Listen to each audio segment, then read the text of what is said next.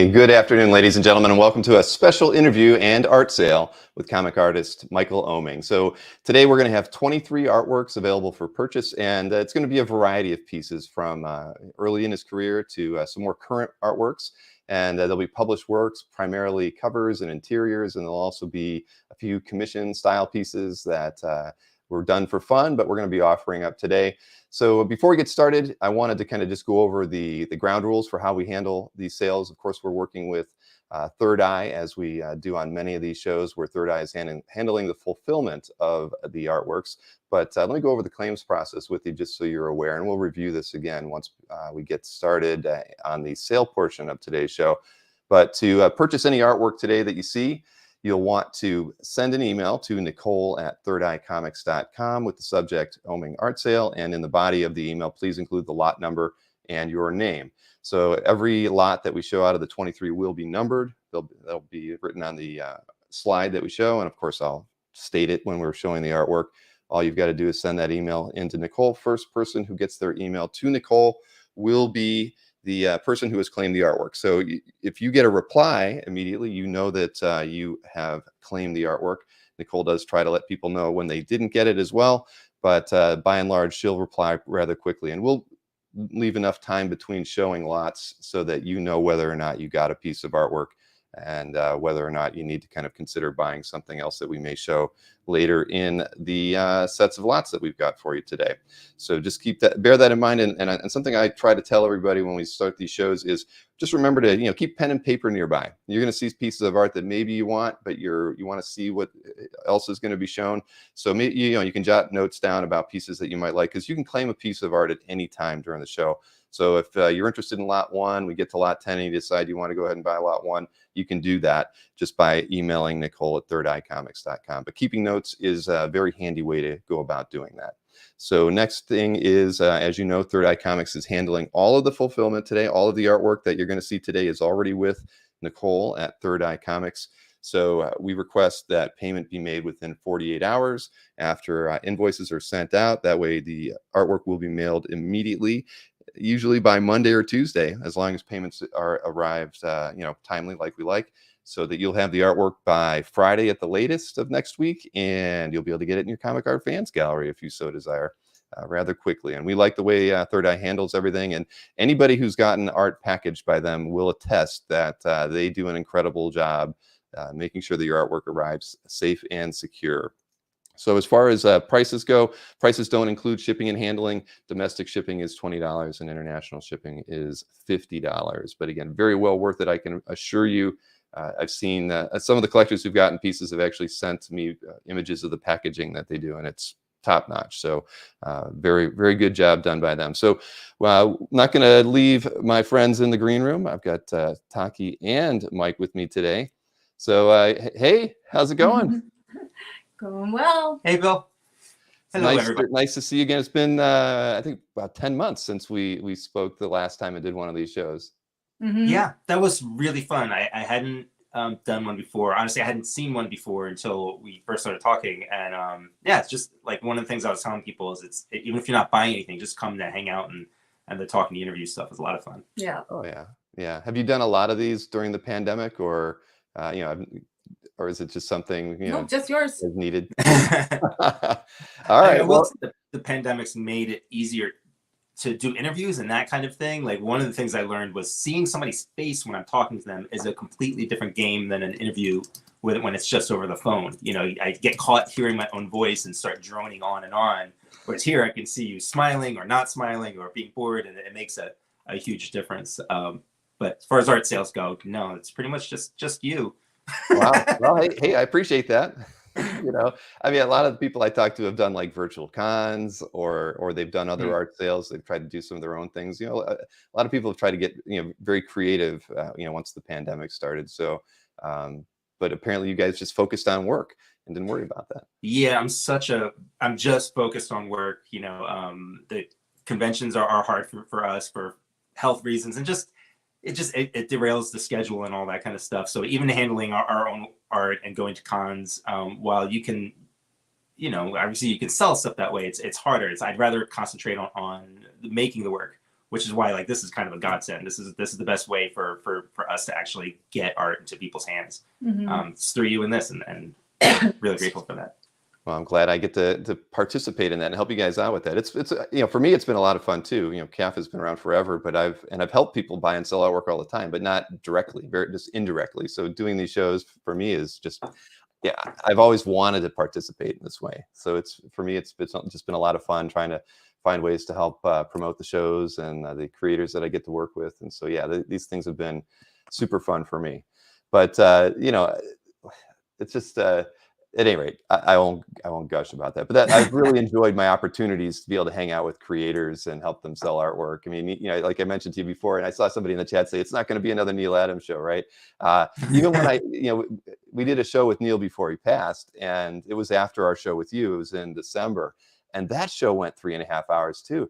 Because boy, Neil could just once he gets going, he could talk about anything, and we just he's a rambled master on. Storyteller on every level, including conversation. Exactly. Yeah. Yeah, no, he had a lot of stories. I could have talked to him forever, but the audience was probably like, "Come on, Bill, get on with it." But it was a great time, and for me, I'm just enjoying it. I'm a fanboy too, right? I mean, and I don't get to hang out with creators as often as I'd like. So these sales show opportunities are fun for me, in a lot of different ways.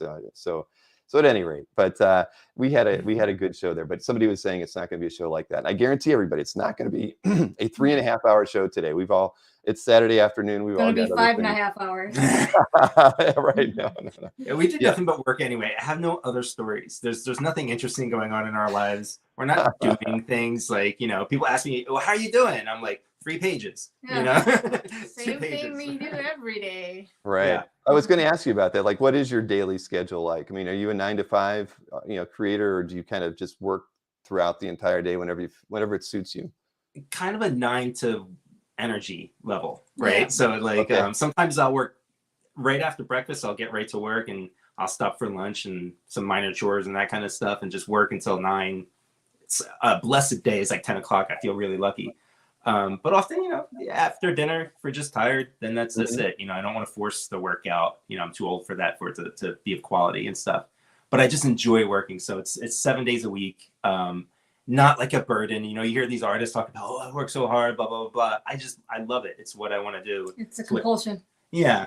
And then when we're not working, we just talk about stories. We're talking about writing and structure. We'll watch a television show and talk about why this worked or why this didn't work.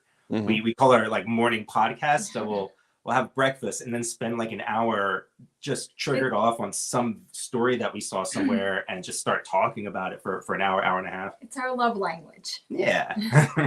That's cool. I mean, one of the things I wanted to ask about was, you're friends with Bendis, obviously, from the collaborative stuff you've done, and David Mack, and it seems like you surrounded yourself with a lot of creators who are both writers and artists, as well as Taki. And so, I wouldn't say like, why is that or how is that? I mean, is it just that those are the kind of creators that you've kind of just found to be mostly on your same level as far as creativity and the things you like to do, or is it just happenstance?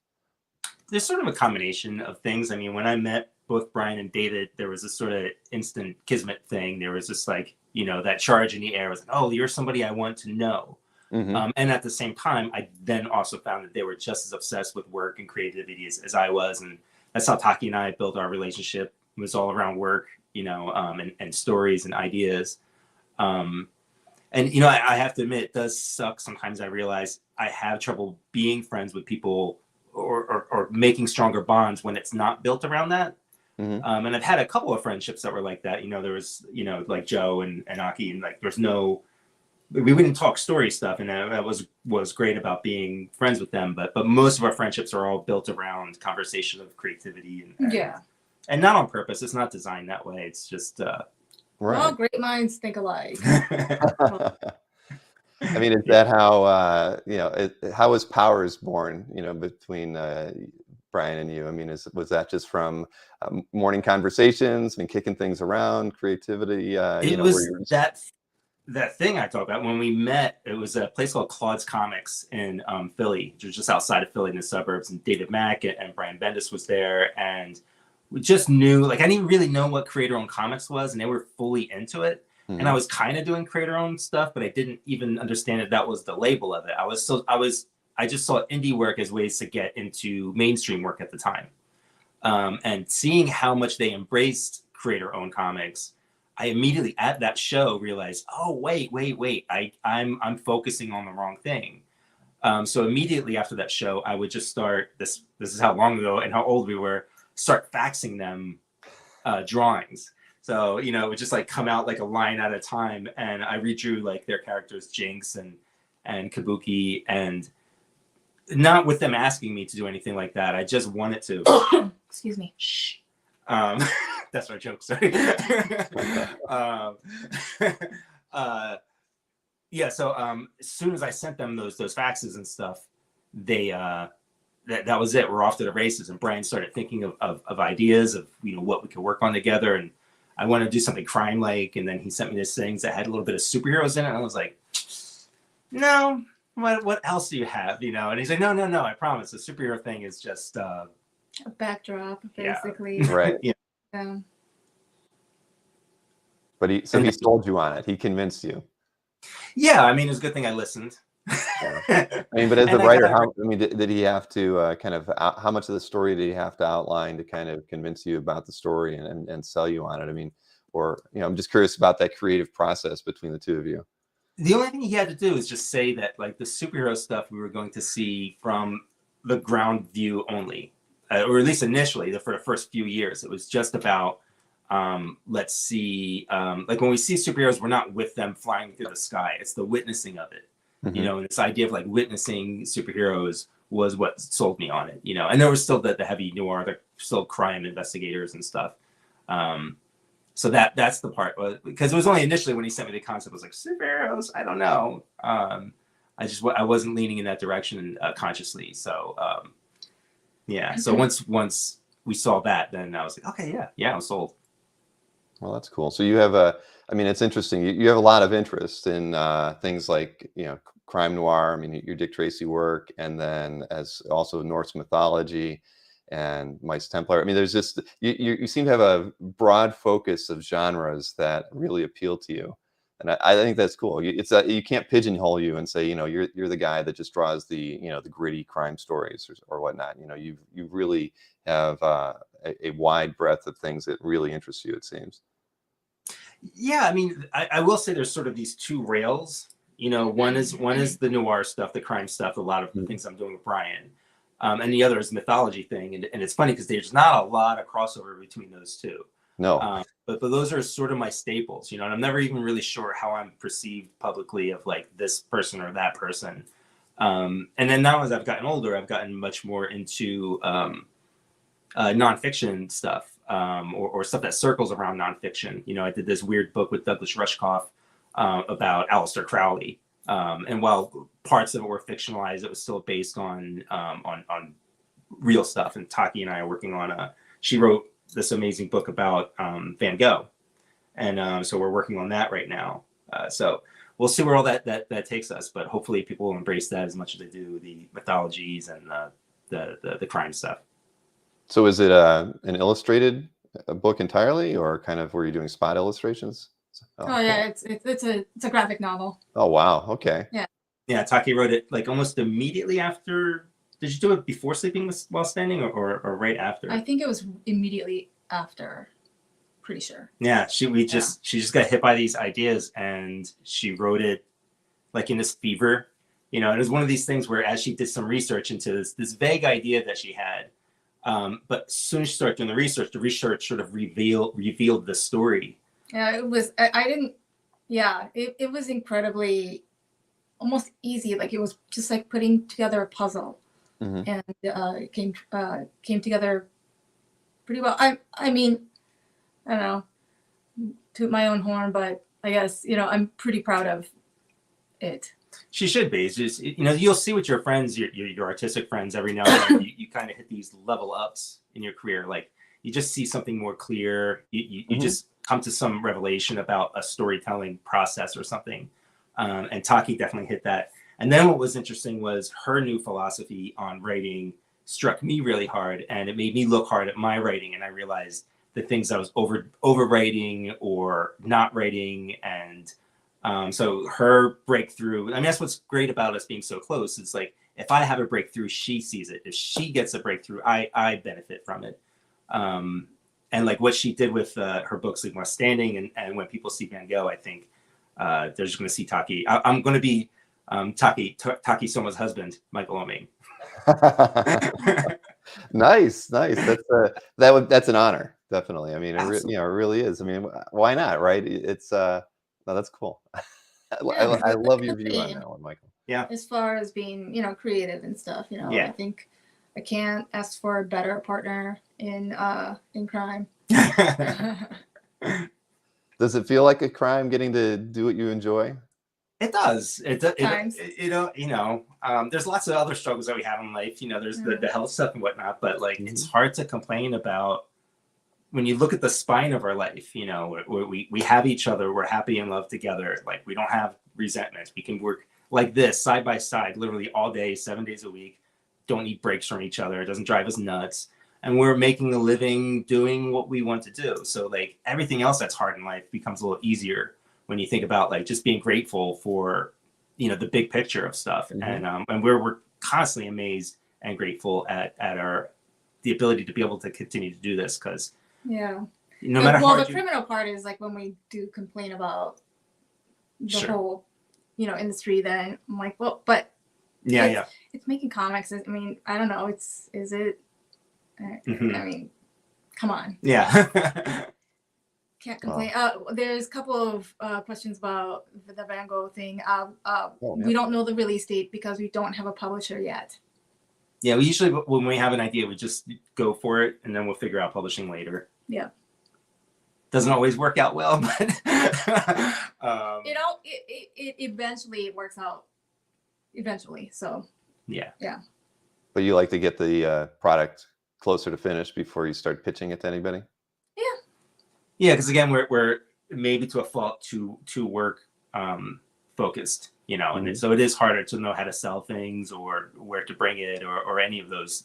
We really admire people who understand that part of the game, and they're really good at it. And it's still, even 30 something years into the industry, it's a mystery to me. I just know how to draw and write the best that I can, and then hope for the best on the rest, and lean on friends for advice and coming on shows like this, because otherwise, I don't know what to do with anything else, You don't feel that's risky? I mean, doing a lot of work, committing it to, but it is. I mean, we did a project where we're getting it cleared up and things are going, but for a while we drew like 5 issues that we couldn't find a home for, for various reasons. I'll start creating stuff, and then there's a similar idea that will come out, and I'm already this far into it, so I can't turn back. That's what happened with like Victories and even After Realm. Like After Realm is a fantasy book I'm doing right now, and when I started it was really, sometimes these things take a long time to develop. So I was starting around 2013, 2014. Then sort of Game of Thrones and everything else happened, and this fantasy bubble like just blew up, and there wasn't much more room for it anywhere else. And then thankfully there was a place like Kickstarter where nobody cares about what's on the shelf. It's like, what is this individual person, this individual creator offering? So like that was an example of like, well, if I had thought about like, well, when is the right time to release a fantasy book? Like, it's a glut market in it and stuff. And so that's an example of, you take a chance and you just go ahead and do stuff. And there could be another book that's going to be similar to anything you're working on. Yeah. I mean, you have no control over any of this anyway. So just the only thing we can do is just make them. Yeah. And then just hope for the best. Yeah. The opposite of that was way back in the day with Mice Templar. Both myself and David Peterson was working on this. We were the same age, had the same influences. Nobody else was doing a book about mice with swords, right? So nobody, so of course, we're like, hey, this is an easy market nobody's pinning this, right? And we basically came up with not the same ideas, but similar concepts at the same time. So whether it was planned or not planned, whether you take temperatures of the market or you don't take temperatures of the market, I don't think it ultimately matters. It just matters to do the work and do the best that you can and don't sweat the rest. Sure. Mm-hmm. Do you, I assume you probably have multiple projects that you're working on at any given time, because you've done a lot of writing over the last few years, you know, for Dynamite, the Red Sonja stuff. I mean, how do you kind of manage all that when you've got, you know, paying gigs like that versus the projects that are, you know, more the personal projects that you're working on? I mean, how does that influence like your day-to-day routine? Just so we don't sound too pie in the sky, you know, dreamy kind of people, you know, we're very pragmatic. Mhm. So yeah, we do a daily budget to live by, and the work is dictated by what will bring in bills first, what will pay the bills first, and then everything else is secondary to that. And the secondary stuff, it just depends on the momentum that's built up on it. You know, whether it's a self-interest momentum or pages keep flowing, so it's building. It's like, all right, obviously this is the next thing I should commit to. So it's kind of like money first, passion second. Well, that's wise. Very wise. I mean, I'm self-employed too, so I'm always, you know, I have to weigh those things out as well. And typically, I probably put the money first versus the things I would really enjoy doing as second. It's tough sometimes too, because as I'm sure, you know, as creative people, you know, you really want to follow those things that are exciting you the most. And I mean, even when I'm saying money first, I mean, it's still, it's still a comic book. I'm still right. Oh, of course. You're still exactly. All right. It's just no, I know what you mean, but you know, there's those things that you want to get out that you know, like the Van Gogh project, where you really love to be devoting all your time to it, but sometimes you have to change your focus. Do both Van Gogh and After Realm, this last issue was put aside for 6 months for other projects that just needed to be done, and I love those just as much. They were great too, but they had to take priority, and that's just it's the way it works. Mm-hmm. Sure. Do you find you know, since you write as much, write a lot, and of course illustrate a lot, I mean, how do you find one more relaxing than the other? Do you enjoy writing over, I mean, since you've written so much, I mean, do you enjoy writing more than drawing these days, or is it still a nice? This is where we trade off really, really well. Like Taki definitely enjoys writing more than she enjoys drawing. I definitely enjoy drawing more than I do writing. Mm-hmm. I like coming up with concepts and ideas. The problem is, like a lot of people who understand story, I understand story better than building story. You know, it's a lot easier to look at something and go, oh, you know, this is what's working and this is what's not working. But when you're building it from scratch, it's a lot more effort. Although some of the things I've learned from Taki as she's been working on Sigma Standing Van Gogh has helped me out a lot and give me a lot of clarity in my writing process now. So maybe that'll start to shift a little bit. Yeah. Maybe. Yeah. I don't know. Yeah. Writing it for me is, I don't know. It's satisfying. There's like a puzzle piece that, you know, fits perfectly, and you just don't know it until it fits. And then you just feel that thing click, and you're just like, oh yeah, there it is. There's the answer. Great. Move on. You know, whereas art, it's for me at least, I'm so slow that, there's never that clicking moment, like, oh, this was the line I needed to have to make this work. It's just like, I'm just trying to get to that end goal the whole time. And yeah. But she works hard, like, man, when she's drawing it, you could just hear her physically exhausted and stuff, just pushing through it. Whereas for me, the drawing's more muscle memory, you know. The only thing that really stops me from drawing is sometimes I'll get and I'm learning how to deal with this weird thing that's happened. I get like a shooting pain from my shoulders up into my eyeballs, and I had to like relearn how to sit at the desk and all this stuff. I didn't do it. But I wasn't going to ask. So much muscle memory. It is the most relaxing. Like sometimes when I've got deadlines I need a break, the best thing I could do is like, well, I can sketch something, or I could work on the other idea that I had that I didn't have any time for. It's not always good, but it's just muscle memory. It's just always there. Right. So Taki, do you write full scripts when you're doing these, or do you kind of collaborate and kind of see what Michael comes up with when he's drawing the pages and kind of finesse things as you go? What's your process like? Well, if I write for myself, it's gibberish, because I already I'm already picturing it in my head, so I'm like, I don't need to like write all of it. But for other people, yeah, I have a full script going. for sure.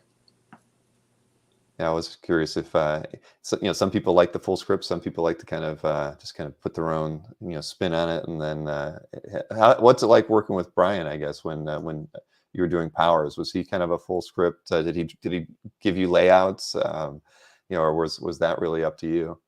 Super early on there were layouts, and a lot of that was because of our conversation that we'd have about storytelling, design, and the specific films that he was drawing inspiration from. So there was a bit of like school for me there. Mm-hmm. I mean, and he always gave me the space, just do whatever you want. And at a certain point, he pulled back from it. But I enjoy that. I enjoy working closely with writers. I really like a full tight script. I really like, yes, Brian George is saying tight. I also like a Marvel style script where and that's kind of how I'm working with James Tinian right now on Project Blue Book. It's a very loose script, and we're working together. And that project specifically, what's interesting is I've never had a project where the writing, my art, and the lettering come together at the end to make something so cohesive that isn't there individually. Like if you read his scripts, it's very loose Marvel style script. Then my art comes in, and some of it's sequential, but because of the nature of the journalistic aspect, some of it becomes spot illustrations. So if you're just looking at it by itself, it doesn't really read as a sequential page. And so our letterer comes in and marries it all together, and it's such a satisfying thing to see that, and it makes it a really unique experience too. So who's the letterer? Aditya, I'm forgetting his last name offhand. Yeah, so I really enjoy all kinds of scripts. Sometimes if it's really wordy, like Brian's scripts aren't that wordy. There's a lot of directions in them, but they're easy to cut through. Like he doesn't bury it in like too much conversation and stuff. Like there's a point to what he's saying in all of it, and so I don't have to like go through with a highlighter or anything like that. Well, that's good. Aditya Bidikar. Yeah, I've never said it out loud. So okay, there we go. I try not to because I usually get it wrong. I hope I got it right. Amazing letter. Yeah. Well, that's cool. I mean, so you have to. There's a lot of trust then when you're working on Blue Book, as far as your project, because Tinian's trusting you with what you're putting out there, and you're kind of trusting everybody to assemble the book in a manner that's going to work really well and complement your artwork. But that's again, that's you got to have a lot of trust for a process like that. You can tell through like our email communications and the few times we've had some Zoom conversations and stuff, and you just tell when everything is clicking, when you're on the same page with people creatively. There's a sort of like mind meld going on, like leaving space for the lettering. They know exactly where to go, where not to go. James knows how much to give me and how much not to give me. It's just a great experience. It's weird working with James. Feels a lot like working with Brian, or like what I've worked with Douglas Rushkoff. He's another writer that I've worked with. That things, you can just tell when you're on the same page, literally, but like the same pacing. You have the same sense of pacing and story aesthetics, and that really helps. Mm-hmm. So when you were breaking into the field, I guess those early days where you met Brian and David, I mean, what were your aspirations? I mean, did you want to work for Marvel, do a Thor book? What were you thinking career-wise then? And I mean, clearly, we know where you've ended up, but I'm just curious, like, what your thought process was while you were trying to find your way into this as a business.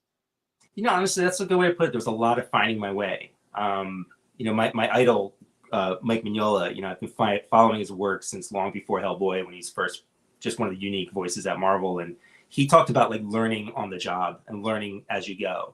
And I found that as well as just being influenced by his work, my career's been mirrored in a similar way. Like I learned on the job, and you can see the earlier stuff, like not just as you grow as an artist, but like there was just an awkwardness to it that I didn't know who I was as an artist. And it takes time to find that. It took me a lot of time to figure out what I want to do as a creator as well. But how old were you when you broke in? Well, when I broke in, I was like 14. But by the time I started getting regular work, I was 19, 20 or something like that. Pardon me. So you were legal. You were legal age at that point.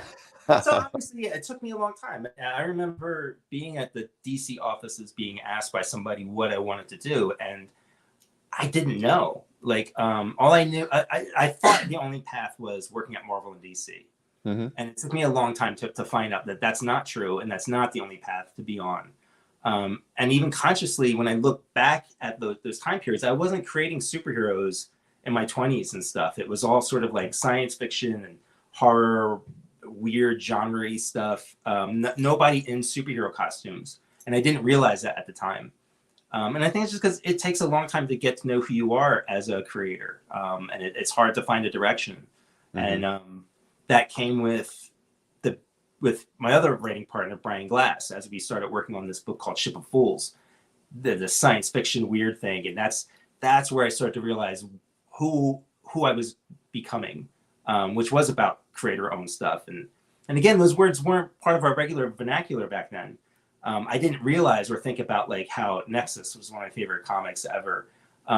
Sure. That's a creator-owned book, you know. Mm-hmm. Mignola's Hellboy stuff was the first time I think creator-owned was starting to come into the regular vernacular for me anyway, and started to realize what Mike Allred and John Byrne and all that crew of people were doing, even though that all existed long before that and stuff I was ingesting and enjoying, like Love and Rockets. You know, it just never occurred to me what these things were.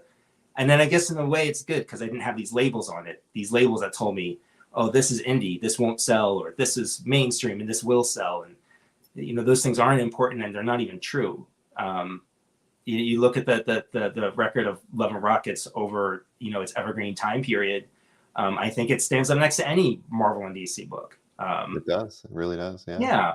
Yeah. So Well, it takes time to find who you are, is what I'm trying to say. There's no crystal ball of anything. So just, I don't know, just create what you want to create. And I don't know, hope for the best. Yeah. And don't let the bastards get you down or grind you down or whatever it might be. Just keep doing your thing and keep a smile on your face and a positive attitude. Yeah. And if that's, you know, like, you know, Marvel and DC is what you want to do, then that's exactly what you should do, you know? Mm-hmm. Absolutely. So, yeah. Some of my best friends work at Marvel and DC. Right. And there's nothing wrong with that, right? Well, some creators are doing, you know, I mean, have made amazing careers out of working for the big two, right? I mean, just whatever works for you, right? And I guess yeah. And I've had a great time. You know, I was working on Thor. Writing Thor was one of the biggest achievements I've ever had in comics on all levels. When I did Cave Carson at DC, it felt like doing a creator-owned book because of who I was working with and what the editorial mindset was like. And just finished this World of Krypton story, which was great, playing in the sandbox of Superman. I mean, I didn't think I was going to get to do that, and it was so fun and such a blessing. And Nick Velarde brought my colors out, or his colors brought my work out in ways it's never done before because we were just doing new stuff. And so I don't want to ever compare like indie and creator owned to mainstream, and to these labels that we put on things. I think are kind of ridiculous, and they sort of they just get in the way. They get in the way of you know, being creative and doing your stories and stuff, and just making sure that your voice is your voice, and not worrying about the labels on stuff. So it sounds like you know, your style and, you know, I guess the genre in comics that appeal to you, whether you knew it earlier or not. I mean, Cave Carson seems like a perfect fit for your sensibilities and whatnot. And I hadn't read it I only read like one book when we did our interview before, but I have read it all. And I think it's great fun. And I mean, the imagery is gorgeous. I mean, it's exciting, fun, everything about it. And I love the story. So, I mean, I can see it must have really appealed to you and continues to appeal to you. I mean, to be, you know, the characters in those stories. Oh yeah. It was so, I also didn't realize before going into that I had a sort of retro feel to my work, and getting to work on that really helped bring that out. And Jonathan Rivera and Gerard Way writing just the craziest, trippiest stuff, and I just got to do insane stuff. There's the image of Superman swallowing Cave Carson, and Cave like goes through his whole digestive system and stuff, and I'm like, I got to try inside of Superman. Nobody else gets to do that. Exactly. No, and I saw somebody was mentioning about trying to post links. You can post links. Nobody's deleting anything. I'm in charge of whatever's going on there. So I'm not sure if I could link to something for somebody, I would certainly give it a try. I know you guys were, I think you were talking about After Realm, and we can talk a bit about that. The Kickstarter is going, it's live now. So Michael Perlman is trying to put a link to it, but it's not working for him, I guess. Is that After Realm? I just Googled it while I was watching the conversation. Is that the After Realm Quarterly? Yeah, number 5. Yeah, if you go to any of my socials, you'll be hit in the face with it on an obnoxious level. So all right, let me I'll get it, because no, yeah, links are always allowed. Yeah, there's nothing that prevents anybody from posting links during our shows here. Here we go. After Realm 5, I will highlight that. It's got 15 days to go. It's almost funded, so yeah, we should be promoting this. I wish I would have known. I would have put this in all the advanced PR we were doing. Well, I always do a little after show PR too, so I will do that. But yeah, there's the link. I mean, but anybody can share links in the chat. I'm not sure why it wasn't working earlier. Number 5 is alive. That's right, Marcus. But yeah, no, after the show, I'll definitely, in my follow-up emails, I'll mention this, and I'll get it into the description of our show too, for you both. I had no idea. See, I should have asked a lot of advanced questions before we sat down today. Oh, no worries. It's fine. So you've been so you have been pretty busy though since the last time we talked. I mean, clearly, if you've got Kickstarters under your belt, and those have gone really well for you both. Yeah, we've met or surpassed all of our goals, and that whole experience, it was so different than I expected it, or the things that I feared. Again, we tend to put all these sort of labels and expectations on our comics, and I didn't realize that selling to a smaller audience could possibly be more or as satisfying as selling to a larger audience. The feedback that I get from everybody on a Kickstarter, every single one of them are reading it. Nobody's picked it up because it was just on the shelf and it was just a random buy. Mm-hmm. Nobody's reading it because somebody just gave it to them. They sought the book out, and they have a direct contact with me through it. And that sort of feedback has been just completely different. And it's just sort of hard to explain. It's just much more personalized than anything else that I've done, including, our fans on Powers, who, we become really close friends with people on Powers. And it's just a different level when you engage with somebody on a Kickstarter. It's sort of like this. It's much more one-on-one than it is a group of people. And not that that's better or worse than anything else. It's just this different experience. Yeah. Right. Well, yeah, because you just don't have a publisher or the distributor, between the reader and the creator. So yeah, there just less channels to go through.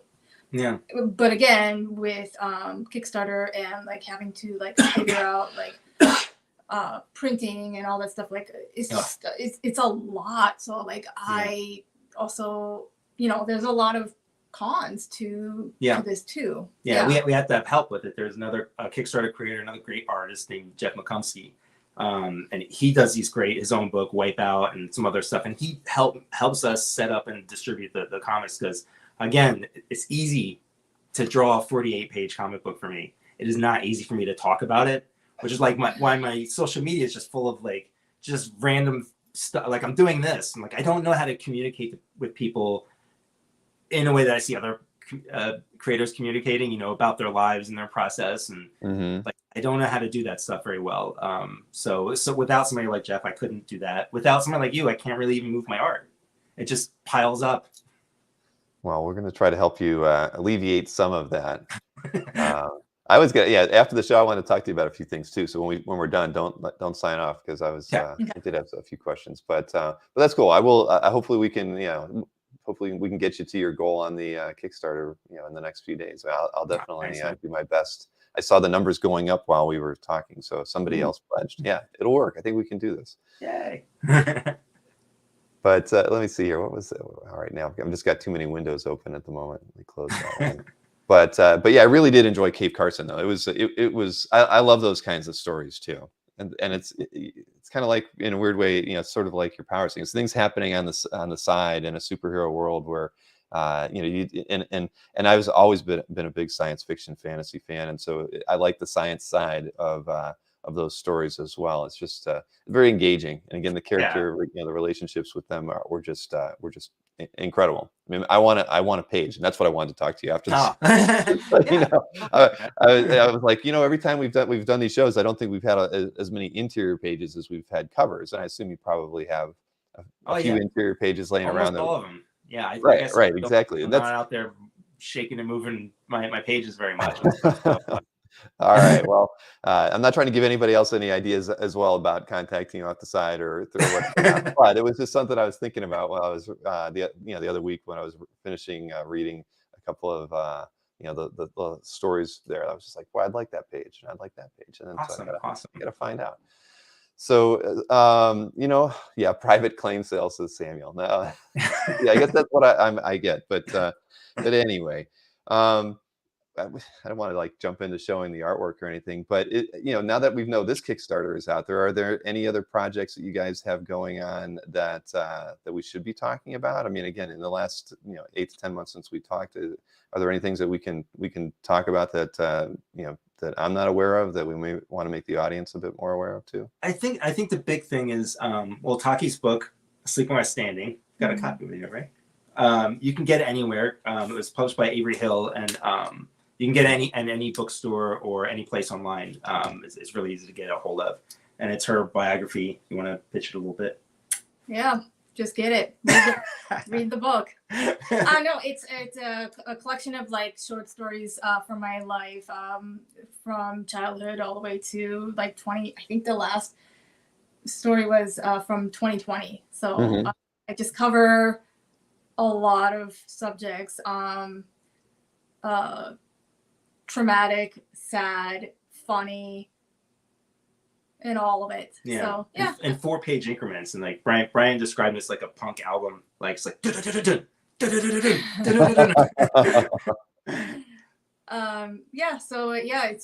just about my life. So if you want to know anything about my life, then you'll read about it in my book. How was that one published? Out of curiosity, I mean, did you go through Kickstarter? Did you have a publisher for it? It's through Avery Hill, which is a small publisher in London, and they actually did a Kickstarter for it and 2 other books. It was their first time doing Kickstarter, and I think it went well. I don't know. But it is through a publisher, so you can just order from any bookstore, comic shop, or whatever you want. So Penguin Random House distributes it, so it's easy to get a hold of. And then all of the Brian's Jinx World stuff. So we're all over at Dark Horse. There are new collections coming out of Powers and Murder Inc., including, I don't know the schedule. Michael Perrin probably knows better than I do. Right. But a brand new graphic novel of United States of Murder Inc., where it's boy, I hope I'm not spoiling this. Whatever. It's the Vatican. They go and they have it out with the Vatican. So that's all new. Nobody's seen it at all. So it's a brand new story that's finally coming out. It's obviously our team, Taki, coloring it. Brian, Taki, and I have a brand new project together that we've not announced, and I'm not going to give any details right now, but I'm working on issue 2 of it. And we're super, super excited. We're testing out not wildly different style stuff, but it's different than Murder Inc., and it's definitely different than Powers. So we're working on those things right now. There's probably other stuff. Again, I'm better at drawing this stuff than talking about it. Well, let's just say my goal is constantly working on at least 4 projects at a time, at any time, if not more. Yeah, right now there's definitely the project with Brian. Project Blue Book is ongoing. The After Realm, and working on Van Gogh. Those are the things I'm doing weekly. I'm splitting my time between those 4 projects. And then there's developing stuff. So it never a dull moment at your house. No. So in the studio, I mean, do you kind of how do you organize things? Is there like a section of, you said because you said that you have a rather large studio. Do you kind of set things in their own space, or do you have them in a in some kind of a portfolio that you're pulling things out to work from? How do you kind of manage all 4 projects at one time like that? We don't. Well, I know you don't have 4 drawing tables, so Actually, Taki will get a book like this, just a notebook, and little notebooks. Yeah. Yeah, and almost weekly or sometimes daily will rework my schedule so that I'm not just trying to run as fast as I can at all times. It's like, let's get X amount of pages done for Blue Book because it's due at X time. Let's get X amount of pages for this thing. This other thing doesn't have a deadline, but let's make sure we get a little bit done so that there's incrementally stuff done, and that helps me keep my sanity. Right. And then the studio is just full of manila envelopes. I've learned to just, when I finish a project or I'm working on a project, just keep it all in one spot, because for years, powers of issues of powers, years and years and years of them are just all mixed in together, and so it's largely organized by manila envelopes. Like as soon as he's done with a project, then it just goes in there. We label it, put it away. Well, it might be fun next time is because I want to do one of these where we're raising money for a Heroes Initiative. And what might be really fun is, it might be a little shaky, but to take my camera and show you the studio, especially the art. So we have 2 giant closets that are full of from about These up to here, full of art. Yeah, and sketchbooks and stuff. And it's just tons and tons of stuff. Some of it going back to the early 2000s.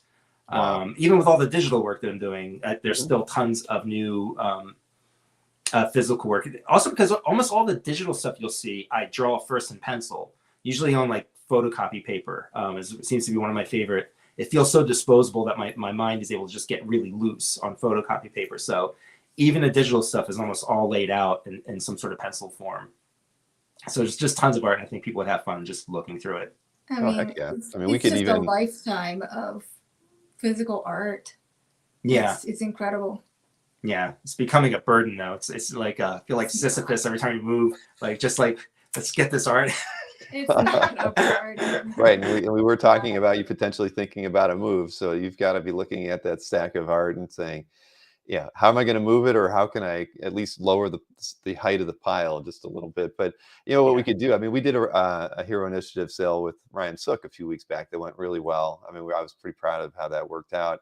But for something like that, like what you're talking, like a studio tour, we could even film that like offline, and then say that it's part of the sale, so that we don't have to worry about trying to get it perfect while we're doing it live. And that might be fun. And I could actually edit things in and out that might not work perfect, but to make something that's really nicely done and a good representation of the way your studio and how you work. I mean, I think that'd be a lot of fun. We've got to talk about it, and more to talk about after we're done today. Absolutely. Okay. Yeah, that's a great idea. Yeah.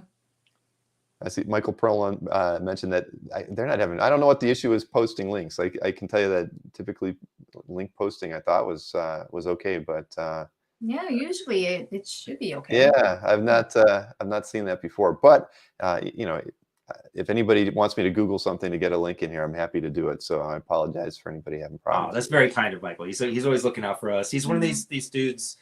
It's what I love about the industry is there are people we've struck in up casual friendships with because of either their support or you just start having conversations with them. And again, with Kickstarter, there's a couple people I just talk with all the time on Twitter because he just started having these exchanges with that normally wouldn't. It's astounding how much they know. Yeah. Even like your own work, even like they know, they just know and remember more than like you yourself do. To be honest, we there was stuff coming into this, and Michael Perlman will like this. Will be like, well, we should prepare so and so, and I was like, Michael will know. Like I just count on like. There are people who will show up at these things and they're prepared for us in ways that we're not able to be. And you can't put a price on that. It's amazing. Right. Well, Michael Perlman, just so you know, if you want, you can shoot me an email, bill@comicartfans.com, and I can share any links in the description of the show after it's all over. So I'm here to help. That's what I want to do. So all right. Well, what you want to get into the art sale? We can talk about the pieces that we're going to show today, and see if how many pieces we can help wind up in collectors' hands today. Yeah, so find good homes. Yeah, no, well, I think it's a nice variety too. We've got 23 pieces to look at. It's a good mix of published versus unpublished stuff, and Yeah. All right. Well, why don't we let me go just review the process so everybody's aware. And we do it via email. I saw somebody was making a joke about faxing email. The reason we don't do the claims in the chat, honestly, is just because when we do it via email, then we've actually got your contact information. Third Eye does, and so they can. It just makes it easier for them to facilitate, getting your mailing address and sending out the invoices and everything. A lot of the other claim shows where we do the claims in the chat, we're always reliant on the person in the chat to then contact us so we have their contact information. So this just makes the whole process much more seamless for everybody, and having that email address just gets everything done much faster. The invoices typically go out within hours after the show's over, and that's the way we like it. I mean, that's the way it just gives us all a better sense of security, and for you as well in the audience when you're wanting to claim some artwork. So what is the email address? Yes, I'm going to highlight that slide right now. The email address is nicole@thirdeyecomics.com. And I've got my phone right in front of me. Nicole and I text throughout the show. So whenever an email comes in to claim a piece of artwork, she always pings me and lets me know that a piece of art has been sold. And I'll always let people in the chat know when it's sold. So if you're on the fence or thinking about it or just about ready to hit send, if it's already sold, you don't have to hit send. You can change the lot number in the body and wait for the next potential opportunity. So, and I'll flash the email a few times throughout the show as well, just to remind everybody. But nicole@thirdeyecomics.com is the email address to use. And just a reminder on the shipping, just so everybody knows, the price that we show does not include the shipping and handling. So domestic is $20 and international is $50. So just bear that in mind when we're talking about the art prices and whatnot. And unlike some of the other shows we do, the prices on the art is the price on the art. So we don't we don't necessarily take field offers on pieces. We've just kind of established the price. That's what we're looking for here. And we don't do haggling like we do on some of the other shows on the channel where it gets a little heated and people are making offers on things. So bear that in mind as well. Again, if you've seen one of these Saturday shows, you know how it goes. Oh, it's nice to have Jiggy here, and I saw Miko Swain said hi to Michael earlier in the chat. Yeah. Forgot to highlight that. Miko's amazing. Yeah, Miko's boy, I tell you, he's got a very, very neat tight style, doesn't he? I mean, almost I love what he does. Covers for Krypton because we're just polar opposite, and I mean that in a good way. And seeing my characters or our characters interpreted through his eyes was just great. And I think fans liked it too, because I'm sure there are people who want to read Superman, but they're not loving cartoony style stuff, which is fine. And then his covers will make it much more inviting for people to try it out. So it was a great team up. Yeah, Jiggy says it's 3 a.m. in the Philippines right now. Oh my goodness. But yeah, that's something that I hear from a lot of creators. It's you're always really excited when you see other artists kind of take their spin on your creations, your stories, your characters, and and one last question, I guess, before we get started: do you collect? Do you have artwork? Are you an art collector, or you just maybe have some things that you've traded with other artists? We do. We have a few original Mike Mignola's for sure. Yeah, some Steve Root pieces and some Lee Weeks. Not as much as we'd like to, mostly because we don't get out to the conventions as much. Yeah. And there's been transition stuff with the home. We kept trying to move, so we never put art up, and then we take it down and put it up and stuff. So it's all stored right. But short answer is yes, we do. We do. Yeah. Cool. That's good. I mean, I haven't met too many artists that say they're not interested in owning a few pieces of other artists' work. Yeah, and as far as friends go, I mean, we have we could open up a David Mack gallery. With tons of David stuff.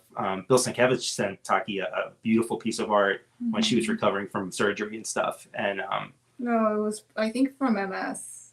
Okay, so if you want some art from Bill, you either die or get MS. Yes, that's right. He does a really great. He's great at portraits, right? I mean, yeah, that was a little dark. I apologize for that. I know. It's all right. It's all right. But but that's pretty cool. I mean, to have friends like that, giving artwork for I don't know. I just it's one of the reasons we enjoy the hobby and the camaraderie and everything. So. Let's see. Does Mike have any Hammer the Gods art left? Was a question from Larry Jones. I have some. All right. Well. Yeah. Okay. Yeah. I haven't seen it in a while, but okay. Yeah, as I was looking through the stuff, I found some of it. Yeah. Okay. All right. Well, we can always take requests and help out with things like that, Larry. But that might even be good thinking about this, Mike. When we do shows like these, we do schedule them a few months out in advance. Typically, I could basically field questions from the audience on what artwork they might like to see, and that might then we've got a good vibe for what may or may not sell. Since we kind of do these without any primer at all. Brilliant. Yeah. All right, cool. Well, let's go ahead and get this thing going. Like I said, we've got 23 lots to go through, and there's no real order to these two. They're not priced high to low. I think they kind of went in alphabetically the way I was creating the lot numbers in the slides. So, whether for good or bad, that's how we're going to show these today. So, and again, keep pencil and paper handy, everybody. It's always a good way to proceed with these. So, the first piece is lot number 1, and this is the cover to Marvel Action Black Panther issue 3. This was something for IDW. So how did this work come about, Michael? Well, I just really admire IDW. They do a lot of really interesting stuff, and I'm not afraid to reach out to publishers that I like and just say, hey, I like what you're doing, and I'd be interested in being associated with that. And IDW was doing a bunch of cool stuff, obviously, like the Parker books. And then I saw that they were doing a bunch of the Marvel stuff, and because of my cartoonier style, and they were taking this sort of younger adventures kind of vibe to the covers, I thought it was a perfect fit, and I had a lot of fun on this cover. These costumes were hard. Were they? Yeah. They were very, very specific, right? Like you had to you had to follow the costume designs, and especially these days when a lot of art is designed digitally, it's much easier to draw it digitally than it is to draw it by hands. But I make sure when I do covers, I try to keep them analog so that, so we have something to share with people. Like this one. Yeah. And Black Panther is just, Jack Kirby's my favorite. And, to just be associated with something legendary. And you can see here, the background here was done digitally. So a lot of my work will have small elements to it that aren't on the original. And I'm not sure if that's good or bad, but it depends on what you're looking for. You can find little differences between the original art and the final product. Right. I mean, I've noticed that in like the Powers covers as well. And, I think several artists kind of work like that. I know Joe Linsner does a lot more where where the drawing, the traditional work is mostly the characters work, and then the backgrounds sometimes are digital. So I think that's it's more commonplace today than people might imagine, because you look at this, you don't think that the building itself isn't traditional. You can't tell. I mean, the style's pretty much the same. Yeah, I try to work hard to not let digital look digital, if that makes any sense. So sometimes I have to go over my straight lines and wiggle them up a little bit. And I frankly, I like seeing process work. That's one of the things that I love about the IDW art books, is seeing the overlays and the written notes and coffee stains that are on there. So I kind of, for a while, I shied away from letting the blue line show up on some artwork, or if I took a photo of a car, which I can't draw, and is in the background, I was a little shy about showing that stuff. I think I'm going to get, crazy criticism over it. And I just let all that go. And if something has a lot of production to it, I let it show now. This one, I don't think has any. I think I'd lightbox this. I think I lightboxed this from a layout or something. I probably drew it digitally and then printed that out and then lightboxed it, I think. Okay.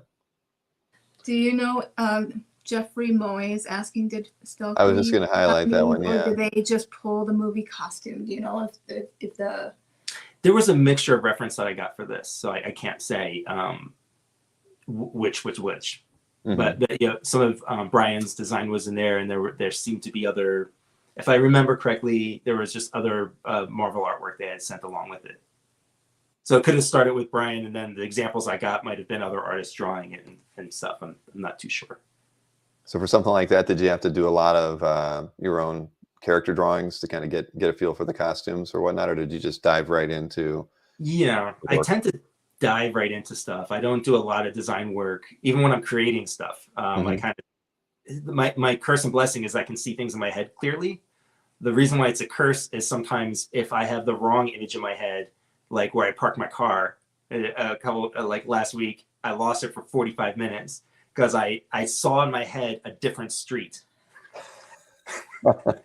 Right. So like there is a curse. Other times it's a blessing where I already know what a costume is going to look like when I start drawing it. In this case, it was just a matter of just hammering it out in the layout stage, so digitally drew the figures first, drew the overall big shapes of like the tunics and the armor, then got in there with all the specifics to hammer out. Mm-hmm. And then the inking was weirdly the fastest part because everything else was planning and design. All right, cool. Well, we didn't get a claim on that one, but we do recap everything when we're all done here. So let's just go ahead and take a look at lot number 2. This was one of the few interior pages we've got today. This is from Cave Carson from issue 7. It's got a nice Superman on there, and this one's priced at $4.50. It's on 11 by 17, like the last cover. I didn't mention that, but most of the artwork that you're going to see today is on 11 by 17, unless it's noted, and I think even the commission style pieces are all on 9 by 12. But like I was mentioned earlier, I just thought Cape Carson was so much fun, and this was a great issue. Oh, thank you. Yeah, I was so happy to get to draw these stories with Superman in it. I've gotten to draw Superman a couple of times, but I mean, every time you kind of pee yourself a little bit, because it's Superman, and it is a big deal. And this was a lot of fun where Superman shows up and he's fighting inner Earth crystal crab monsters and stuff. And their relationship was really funny because in the book, Jonathan Rivera wrote it as Cave Carson talks about Superman like he's his best friend, but like the first time he calls him, like the number's been changed. So this was really fun. And then later, I think it's this issue or maybe some previous issues where Cave Carson has a hallucination where Superman eats him and we travel through his intestines and body. But here we just get a nice classic Superman saving Cave Carson. No intestines. Joshua Ginsburg has said that that's my favorite excited artist phrase so far. When you pee yourself a little. Yeah, I don't think we've heard that on the show before either. Get my brown pants, before usually I start. Pinch yourself. I think, but pee yourself works too. But yeah, I mean, this is a very nice page. I know we're going to show another page from the same book. I mean, so I haven't got a claim on this one yet, but I'm going to show another page from here for lot number 3. And this was essentially it's the cover image as well that was used in the but used in the interior. We sold the cover during the last show, so this one's from the same book. It's 11 by 17 and it's $550. Yeah, it was really fun getting to I like this. I've been doing this more and more, which is taking an image from inside of the book and reproducing it on the cover, or vice versa. Because I don't know, those old comics in the 60s, they were always doing that. And it was always like a fun way to see what was in there and then not just redrawing it, but kind of reinterpreting it. Although this is particularly pretty much just a redraw of the cover. And seeing Superman carry Cave Carson like a baby is fun. I also weirdly really, really like how you drew the clouds around them.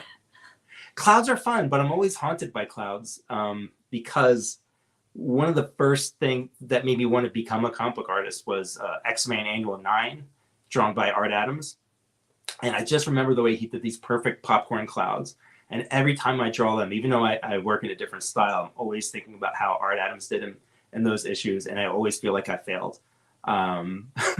So I love drawing clouds, but it always feels like I'm chasing some sort of dream I'll never sort of accomplish, because it's Art Adams set the bar and that's just never going to happen. Well, then that's the measure of a good artist. So this piece has been claimed, by the way. Thank you very much to whomever picked that up. It's beautiful. Yeah. But yeah, that's funny. I mean, there's certain things like that get you, right, as far as work that another artist does, or maybe it's the way they draw bricks, or it's clouds, or simple things like that. Sometimes I like for John Byrne when I was growing up and I was trying to ape him. I just love the way he drew the when the X-Men were in the Savage Land. I like the way he drew mountains, and I like the way he drew these giant craggly vines and the large giant leaves. There was just something about it, and I found myself always just trying to emulate the way he drew those things. And it's funny how we're in this for the big storyline, the big characters, but sometimes it's those little things that the creators do that, at least when you're really looking at the art, that really make the whole story piece be that much more special. Absolutely, yeah. Somebody told me we on one of our shows, whenever we sell the first piece of art, we have a break the ice meme that we play, numerous different kinds, but we're not playing any memes tonight. But yeah, we have one where a guy's literally pouring a drink and other things. We just like to have fun with it, but no, nice. Humor out of this show as much as possible. All right, so moving over to lot number 4, and this is it was a collection, right? A volume 2 collection cover. This one is 11 by 17, and it's $1,100 or $1,100, and it is lot number 4. But tell me a bit about this one, because I just think the imagery is awesome. It has that vintage sci-fi feel, of course. But I just love the fact that, and on this one, you didn't say do your backgrounds digitally. You decided to incorporate everything into the drawing as far as the cityscape goes. So, tell me a little bit about the decision making there too, where you could have done it digitally and just focused on the figures, but you didn't for this one. And this is where one of the things that I love about working in comics is who you're working with, and the story that Jonathan Rivera and Gerard came up for this. It's a very personalized story. It's basically a father and daughter story. And there's family involved, which includes his wife. And if I remember correctly, his wife at some point becomes incarnated in one of the metal men, who we're seeing here, but she's also been infected by this giant dimensional mushroom LSD machine. So for this cover, it's this combination of her as this sort of godlike Cthulhu metal man woman. And I want to mix in images of Metropolis, which is one of my favorite films, and that comes from the interior of the book. There's these underground, under the center of the earth kind of cities, and I just wanted to be big and imposing. And then I felt like in the books, like there's nudity on this cover, and I didn't do that just for the heck of it or because it's fun or whatever. But like I felt like the robots basically should be kind of nude because of the nature of who they are and the nature of this specific story. So I was like, all right, for the cover, I'm just going to do the way I feel it should be, but obviously we'll change that for the publication of it. Mm-hmm. So it's a combination of like love of weird Cthulhu-y kind of stuff, flashback to 60s Metal Man comics from DC, and the weird science fiction stuff from DC and Metropolis, and it was just really fun to get in there and do the building and do all those details. Because you can do this much faster digitally, especially when it comes to a building like that. But there's still something about the human hand that sets it apart. And I don't always know when that works and when it doesn't. I was just following my instincts. Yeah, it's mostly like you just feel more satisfied as an artist to do it by hand. Yeah. Than digitally. Yeah. Yeah. It also depends. Like I consider myself artistically a quote imperfectionist. I do find that the imperfections in my work elevates it on some level that I can't put my finger on, whereas I have other artist friends who are super precise, and that preciseness works for them. It tends to colden up my work, where it brings their work to more life and make it feel more realistic and consistent. But there's a sort of tightrope aspect to my work, I think, that usually works, and that works best if it's a combination of digital and analog, or just full on analog. Yeah, no, I agree. Yeah, Jeffrey said very cool art piece on its own, and yeah, it is. Story or no story, just as a work of art, it's beautiful. Yeah, many people just said feet. Feet.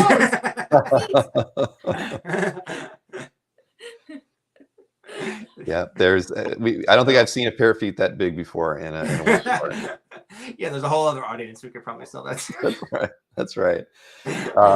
Sausages. Well, I don't think they're not the ones watching tonight or this afternoon. But all right, let's keep it rolling. We'll take a look at lot 5 now because that one's still available. Lot 4, of course. So lot 5, this one's $250.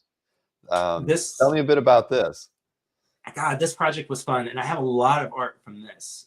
But it's an older, weird one-shot that Phil Hester wrote that we did for The Darkness at Top Cow. And it was a lot of fun. I drew it in this style where I drew everything in pen. So there's a lot of like scratchy, small details. It's kind of unlike anything else that I've drawn. It's almost the way that I rendered Mice Templar, which was all drawn in pen, but on top of my sort of cartoony power style. And this was a story about the darkness that takes place during the Viking Norse mythology times. And before doing the story, I needed to figure out what this character was going to look like. So that's what this is. This is the study for that issue. I don't remember what issue it was offhand, but you can find it out there. It's a Top Cow, The Darkness. It was written by Phil, who's obviously, Phil and I have sort of similar careers where we're both very... Phil Hester. Yeah. Very independent guys who dabble in mainstream and create our own stuff and have our own weird style and somehow have found an audience. And it was great working with them. And obviously I should be doing that again. I love your work on Darkness because it is different, but it's distinctly your style still, which is kind of weird and cool at the same time, I think. Oh, thanks. Yeah. Well, very cool. And this is so this is 14 years old, so from 08. I didn't realize that had a date on it when I was making the slide. I don't know how I missed that. Yeah, and I still got a bunch of those interior pages too. Very nice. So, this is an instance where you actually did work on some character sketches to kind of get the vibe for that. Now, was that because it was a new character that there wasn't any direction on, or? Yeah. And in this one, it was this was all just out of the blue, and I hadn't drawn Darkness stuff before, so just kind of figuring out that kind of like Giger mechanical, biomechanical stuff was a challenge, but it was a fun challenge, All right, cool. We'll take a look at next lot 6 here. It's the got a little DC love here. And this is 9x12. I should let everybody know the price on this one is $300. Just this is a for fun sketch, Mike. Yeah, there's every now and then I get carried away with my unrealistic dreams to take over the New Gods and just do very traditional Kirby stories, I'll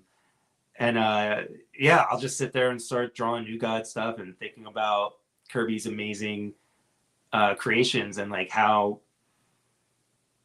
God, anybody who loves New Gods knows what I'm talking about. There's just something both cosmic and primal that he tapped into with that stuff. And I'd love to take a swing at it someday, but I think this is probably as close as I'll get, is just doing some sketches and stuff and drawing these crazy characters. Outside of Kirby's New God, my favorite take on it was this short story that, or single issue that Mark Avenier and Steve Rude did for a Mr. Miracle one shot. That's one of those books that also sticks in my head. Is it just kind of haunts me all the time. And Dark Side or Dark Seed, however you say him, he's the man. All right. Well, I can tell you this lot has been claimed. So thank you very much to whomever picked that one up. Thank you. Yeah, no, that's a good one. I didn't think that one was going to last. So thank you for buying it. And as you can tell, so the other issue with not doing these in the chat is we don't know who the buyers are, and that kind of works well in some cases. So you're kind of buying these anonymous. But if you want to let us know who bought it, it's always fun. I know that on a few of the shows we've had people be like, "I got it." Anybody excited if they want to like just tag me on Instagram or Twitter, especially. It's where I'm most active. I'll be happy to retweet it and be like, "Hey, look, this guy did this thing." It's a fun thing. Like buying art. I mean, I on my CAF update I do every Thursday. If I got any art that week, I save it for that day to open it on the show because it's fun, right? I mean, as art collectors, we just love getting a package in the mail, knowing that there's some piece of art that you really wanted, and then it's finally there, and you get to hold it and show it to everybody. I mean, that's one of my favorite parts of the show. Grant Riddle is the one who got the Dark Side piece. Cool. Thank you, Grant. Yeah, thank you and congratulations. Thank you very much, Grant. Yeah. Michael Perlman was asking, have you ever drawn a New Gods book? No, No, not yet. One day. And somebody wants to see you do a Mr. Miracles one day. Oh, I did get to draw Mr. Miracle in the Midnighter stuff. So with Michael Conrad, Becky Clunan, we started out in World of Krypton or Superman Worlds of. It was one of the big events. Yeah. And we did these Midnighter backups, and then that spun out into like a Midnighter annual special, and Mr. Miracle was in there, and it was really fun to get to draw that, or at least draw him as a singular character, Mm-hmm. And Gabe Carino picked up the lot 3. Thank you for letting us know, Grant. And so I saw somebody else ask a question about how to claim. We're doing it by email for this show. We do it whenever we have fulfillment through Third Eye Comics. We do it by email with email to Nicole at Third Eye Comics.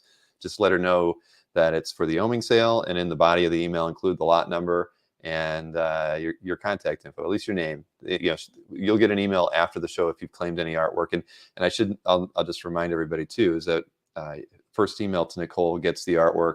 She will reply immediately to the person who claimed the artwork, letting them know that they got it. So that way, you got it. And if you don't get a reply, or if you get a rejection, then you should be looking at something else that we've got available during the show today. So I will flash that email a few times. I should have done that probably a couple times already since we started. But thank you to Grant and to Gabe.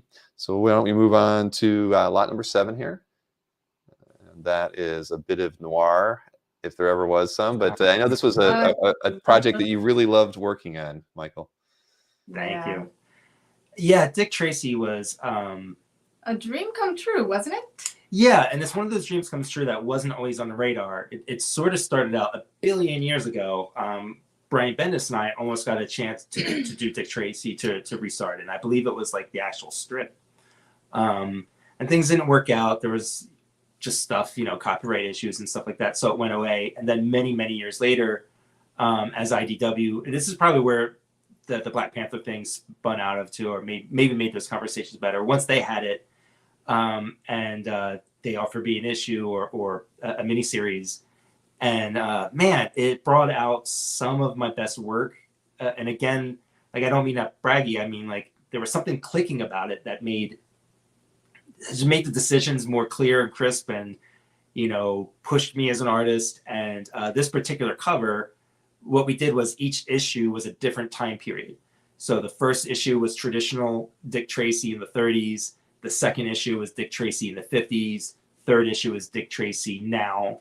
And then this was to be the future. And the idea that I wanted to show was how Dick Tracy can be significant and work in any time period. And you don't really have to change him. You can adjust to stuff, but like you don't have to abandon his whole look or completely reinvent him and stuff.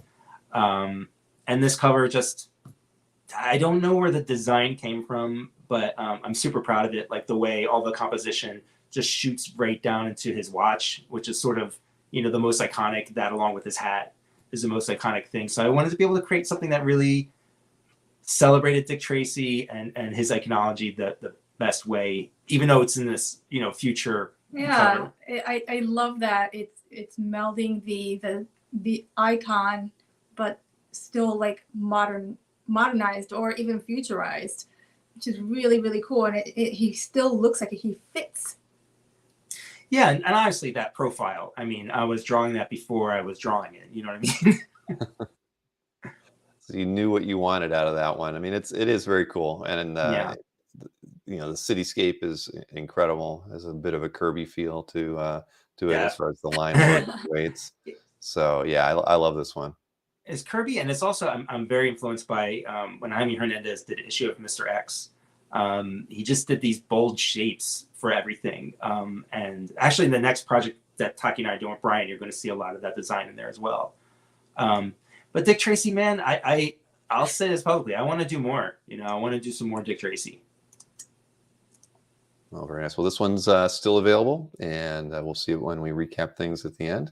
So the next piece is another for fun piece. This was done on 11 by 17. It's Green Arrow, and it's lot 8. We have it priced at $300. So just another for fun piece, Mike.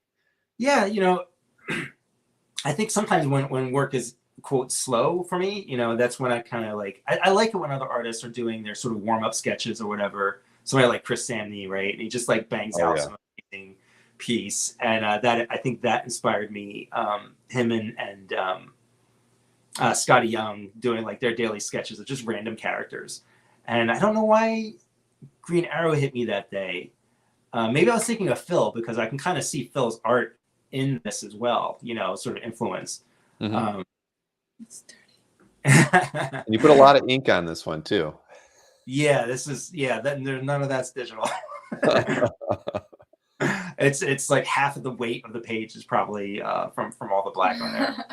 But he's a fun character, you know, and I've always been, I think, going back to like early influences in comic books and fantasy, sort of my pre-interest in comics was mythology, and Robin Hood was a big part of that idea.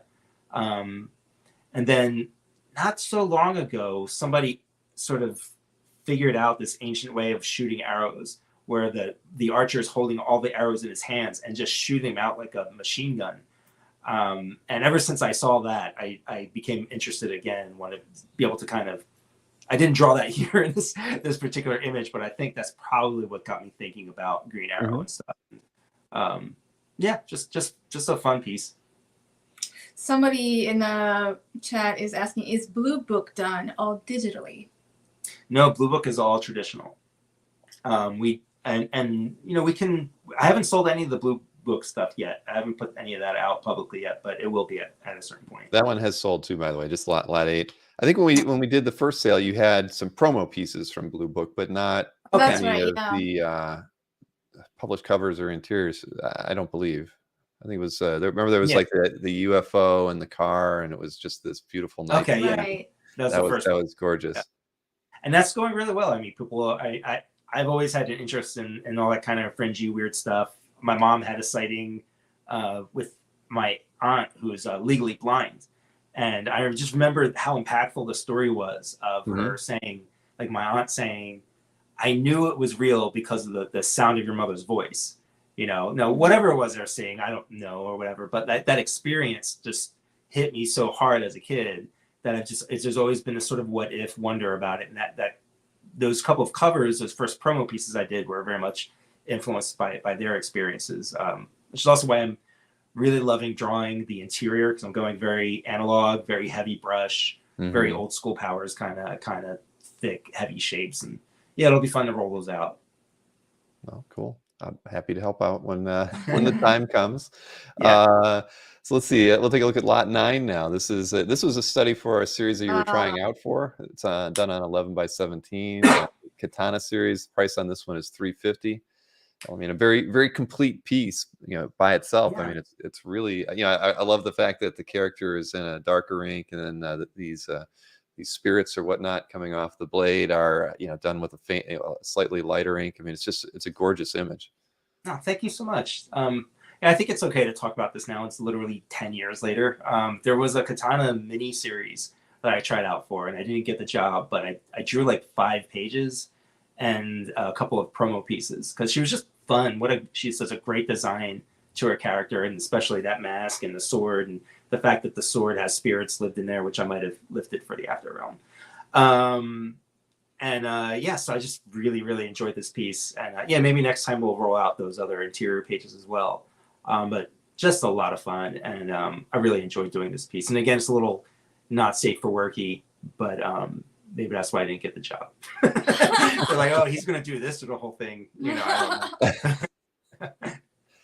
Well, you know, art's art, right? So they don't. Did they give you any critique afterwards, or it was just you didn't get the job? Is that typically? No, they just passed, and everybody was cool about it and stuff. And you know, I did exact amount of work that I wanted to for the tryout, so it's not like I was, you know, unfairly treated in any way or anything like that. Like I just went overboard because I get excited about something. And I think they were literally looking for a very specific thing, and you know, and they just didn't know how to ask for it.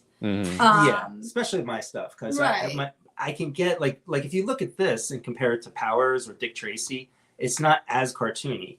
So I don't know where this, to me, these are very different styles, but I know to a lot of people that just see all my work as being fairly unified, but I don't know. And sometimes I think like, you know, they want a cartoonier thing, but then I might give them an edgier thing, or they're expecting an edgier thing and then they'll get a cartoony thing. And it's hard to say. You don't get that. I should say that piece was sold, but so but do you not get that kind of direction in advance? Or are they really just looking? Do you feel like when you're pitched something to try out for that, they just want it to be a Michael Oeming piece, so they're not going to give you the cartoony versus, you know, hyper detailed sort of thing. I bet they actually don't know until they see it. You know, they're just like, we just want to see what happens, and like, you know, sometimes it clicks and sometimes it doesn't. I'm guessing. Yeah, and honestly, you know, even though you'll hear stories about editors being too this or that or whatever, my experience is they just want you to be who you are. They don't want to give you any direction. Kind of like when you hear about like casting and like actors like, oh, do you want it like serious or do you want it this? And like casting directors, just do what you think is right. And like, even though as a performer, you might want to adjust it to that material, they're just interested in who you are. And, you know, whether that works or not is secondary to you surprising them with something one way or the other. And I've had other jobs like that where, you know, you try out for something and either works out or doesn't, you know. For every Dick Tracy that works out, there's a katana that doesn't, and that's fine. Yeah, like Jeff just said it, like I said, it was a nice piece on its own again. Yeah, solid, thoughtful, well thought out piece. Thank you. I agree. Well, let's take a look at lot 10 here. This is a published piece. This is, and I know that you had to contact Mike Allred to kind of get to the bottom of where it was used. I decided to show the cover to it because it's so similar to the cover image. But this was from a 20th anniversary Madman collection that came out a few years ago. So this is lot 10, and it's $450 on 11 by 17. How did this come about as something? I mean, you're friends with Mike, of course. Yeah. That's one of those things that was amazing. Like Madman and Allred were just mind blowing when they came out, and I always looked up to his work and what he was doing. And then over the years, getting to know him at conventions, and we became quick friends. We'll go down to visit him and his family in Eugene, and I think we're planning on something like that again in the coming fall. He doesn't know anything about it, but yeah, he'll find out when we knock on his door. So yeah, like every now and then we'll have a project. He did a cover for us for a book that Taki and I did called Synergy, and whenever he needs something, I'm happy to draw it. And he had this anniversary piece, and I just wanted to do a full-on homage to him, and I love his cover and wanted to just sort of emulate it. And it was a lot of fun. Well, drawing those arms was weird. Right. Well, this piece has been claimed, by the way, just so everybody knows. Thank you so much to the buyer. I saw Winter Powell is the one who claimed the katana piece as well, so thank you for that. Oh, thank you, sir. Thank you. But I knew that was gonna go. That was a nice piece, and I'll tell you, well, Mike didn't contact me, but his rep contacted me, asked me, what kind of thing we can do. So we may see Mike Allred on one of these shows. Yeah, as well, that would be fun because I didn't get to interview him. The only time I had him on a show. What's that? I said I think we have to go get a loan. And Mike is so interesting. Like he's just such a performer. A great guy. Yeah. He's just like. He's another one like we connect because I think in a lot of ways we're very different, but we're just so completely locked in on a creative mindset's first and foremost in everything we think and do, and everything else we have to kind of struggle to get by. Right. No, I know it's I get that. But when we had Mike on, it was probably our first virtual con we did. I think it was May 2020, and I think he was probably one of the first guests that we had. But his rep Simon Miller, who I'm good friends with, did the interview, so I didn't get the chance to talk to him other than in the green room before the show, and then I wasn't able to talk to him afterwards. But it was fun. He has a big art collection. So as part of the interview, he just started showing off stuff that he owns and. Oh my gosh, it was so. I could have talked to him for all hours. Day looking at his walls. It's amazing. Yeah. Do you want to tell your Mike Allred story when you first met him? Oh yeah. So when I first met him, I punched Mike. Me, Mike. This Mike. Cause I'm like, you can't just like introduce me to that guy over there. I mean, he looks like a Calvin Klein model. He was like so handsome. Taki was mad. Like, give me a heads up. Yeah, dude. like you gotta like warn a woman here. Jeez. But I'm sure you felt the same way. What's that? I'm sure you felt the same way. I know I did. Hey, I understand. You don't want to be surprised like that, Taki, right? No, I'm like, I don't. We're I don't know artists, what so to say. we appreciate beauty. For Beauty sure, of all kinds. Like, yeah, so it's not like weird, like, you know, gross thing. I wasn't like ogling him or whatever, but you know, it's just, you know, when you see great beauty, you're kind of stunned. Mm-hmm. That's cool. If I get a chance to talk to him, I'll remind him of that. Yes, Laura is also so stunning. Yeah, that's very true. I haven't got a chance to meet Laura. I mean, I've actually seen her at a show before, but I never talked to her. She's super cool. Yeah. Well, and congrats to Justin. Relationship to us was one of the reasons why we're like obsessed with them. Like other working couples who are like tied together like that. There's not a lot. And Mike Allred and I have shared a lot of like existential, like cosmic existential dread. We talk about it often. Cool. Well, Justin Porter picked up the Madman, so congrats to Justin on that one. Thank you, Justin, and congratulations. All right. So next piece is an unpublished, just for fun piece. Back to your fixation with the New Gods. So this is lot 11. Price on this is $450. It's on 9x12. And still just that hope of one day getting to do your own New Gods project. Yeah, and this is still, you know, pretty sketchy. You know, it's.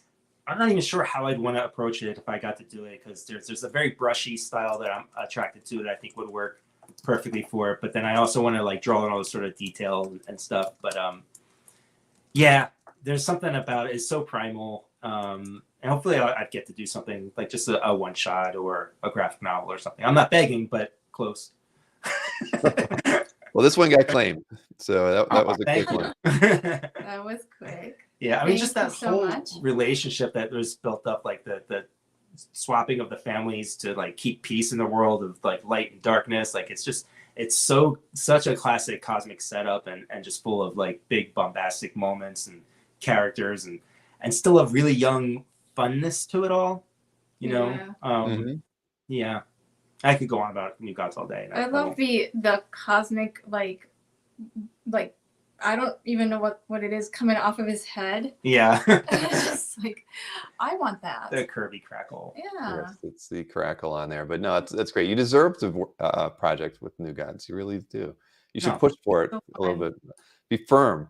But yeah, you probably have to go with a story in mind, though, right? I mean, that would probably be the best approach. But cool. I mean, it would be cool if it actually would ever work out. I mean, you would be very well suited for a New Gods project. And again, following the steps of one of my other heroes, Walt Simonson, who also just did, kind of following Kirby on Thor.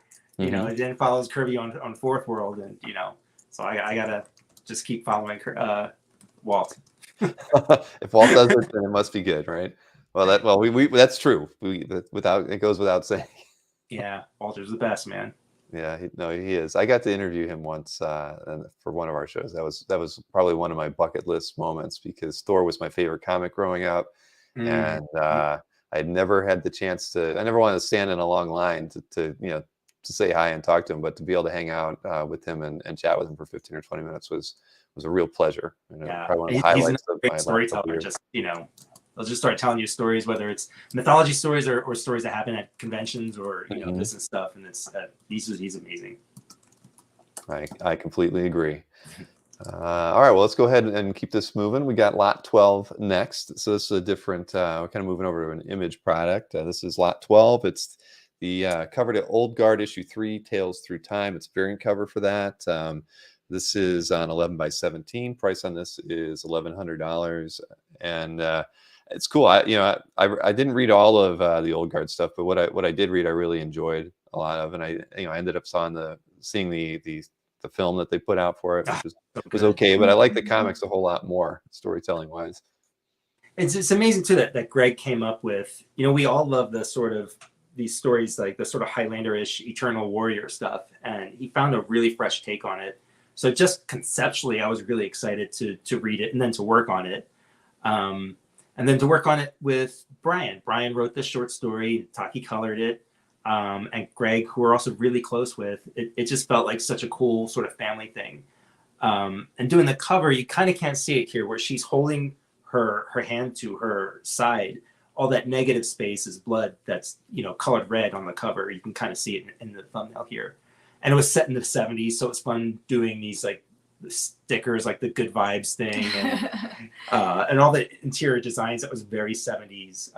Yeah. And then we flashed back. It was such a fun story. I thought it was really touching. I love this story so much. And it kind of spans across like 2 timelines, basically. And yeah, I don't know. I really enjoyed working on this. Yeah, and it was one of these. This is one, like, I'll never talk about when I don't feel like a piece was successful or not successful, because I don't want to undermine anything for anybody. This is one of the pieces where I keep coming back to, and I'm like, I did everything right here. I made all the right choices. When to use a pen, when to use a brush, when to let it be thick and chunky, when to let it be a tight, sharp pen. So I'm really proud of this piece and happy with it. And part of that came from the rest of the talent that was involved. This is a book that had a whole bunch of other artists in there, and it just, again, get me the brown pants, because this is going to be scary, So it brought out the best in me, which doesn't always happen, to be honest. Sometimes if I have a high profile gig, I try so hard it feels stiff. And this particular piece I'm really just happy with, because it's a combination of technically tight and correct, and still has like a looseness to it that I'm really happy with. I also really like the stickers. They're just so fun. And I remember Mike just giving me like a little note. He's like, remember the 70s? Like every time we see like, photos, or we see movies from whatever, like they just, everything was ugly. Like the colors are just so ugly. Yeah, a lot of lime. Yeah, lime and like a puke green, and like just kind of dull orange. Dull orange. Yeah. Yeah, and all these. He's like, it's just so ugly, and I'm like, he's like, so go with that. I'm like, awesome, but I don't want to do an ugly color. Yeah, thanks, hon. You give me a color palette. Go ugly. So I did definitely lean toward it, but I try to make it as pretty as possible. Well, it came out really great, and the Rolling Stones sticker on the mirror. I mean, all of that was very good. And I think that wasn't it like a set of 6 stories. I think that's kind of spanned through different time periods. Yeah. We start in the 70s and we go back to World War II. Right. I did not read those, but I kind of read the summaries on them, so I'd like to go back and pick those up and read them, because the old guard was pretty good. Yeah. Well, they're about immortal people, so it kind of makes sense. Yeah. Did the Michael Perlman, did the Rolling Stone sticker get removed from the published version? Do you remember? Oh, that's possible, and I'm not aware of it. It could be a copywritten thing. Oh no, it's still up there. It's it's just kind of hard behind to see it, but yeah, it's kind of in shadow, I guess, right above the D in guard. That was such an iconic thing. So, I mean, I was born in '73, so that the 2 stickers I remember the most was the Playboy bunny sticker, of just like the bunny ears thing, and the Rolling Stones. Like even before I was aware of who the band was, that image was just everywhere. It was on shirts and stickers and just everywhere. And I'm not even the biggest Rolling Stones fan. I like them plenty, but that sticker it's almost bigger than that image is almost bigger than the band itself. Yeah. Right. It's like very recognizable. Yeah. Mm-hmm. Definitely. Yeah, so it's fun to draw that. Excuse me. Well, we've got an interior page from Old Guard as well. I don't know. We didn't have an issue number on this one, but this is lot 13. It's $450 on 11 by 17, and very, very nicely done. I mean, I love. I just love your heavy blacks. That is typical in all your work, but this one in particular, just I love the composition for the 5 panels. I love the 3 smaller inset panels there. It's just a really good storytelling. Thank you. And this was one of those really fun. Brian knows when to set me up with a silent page, you know, and this is your classic spy, stalker, thriller stuff. So, you know, I was just thinking a lot of like Orson Welles' The Third Man and Citizen Kane, and Orson Welles' the Kafka's The Trial is very influential on me when it comes to like heavy blacks and weird paranoid angles and stuff. So I was definitely trying to channel all that. Like everything feels framed. You know, that first panel there, she's framed by the perspective of the bricks that are coming in at her, just pointing right at her face. And then he's framed behind her between the rubble. And then again, framed within the broken window in that third panel. And then again at the very end, just before she shoots at him and stuff. And I think the script vaguely said these things, you know, vaguely talked about him running away and her chasing him. Again, it's just one of those pieces that everything came together, and I'm really, really happy with it. Yeah, the composition itself, like, you know, Bill was saying, it's just wild. I love it because you have a lot of like movement within the page, you know, with the what do you call it? The smoke. Yeah, the smoke really does it. Smoke. And like the reflection in the light on the last panel. There's just so much movement, even though it's a static image, you know, you can feel things moving and it's alive.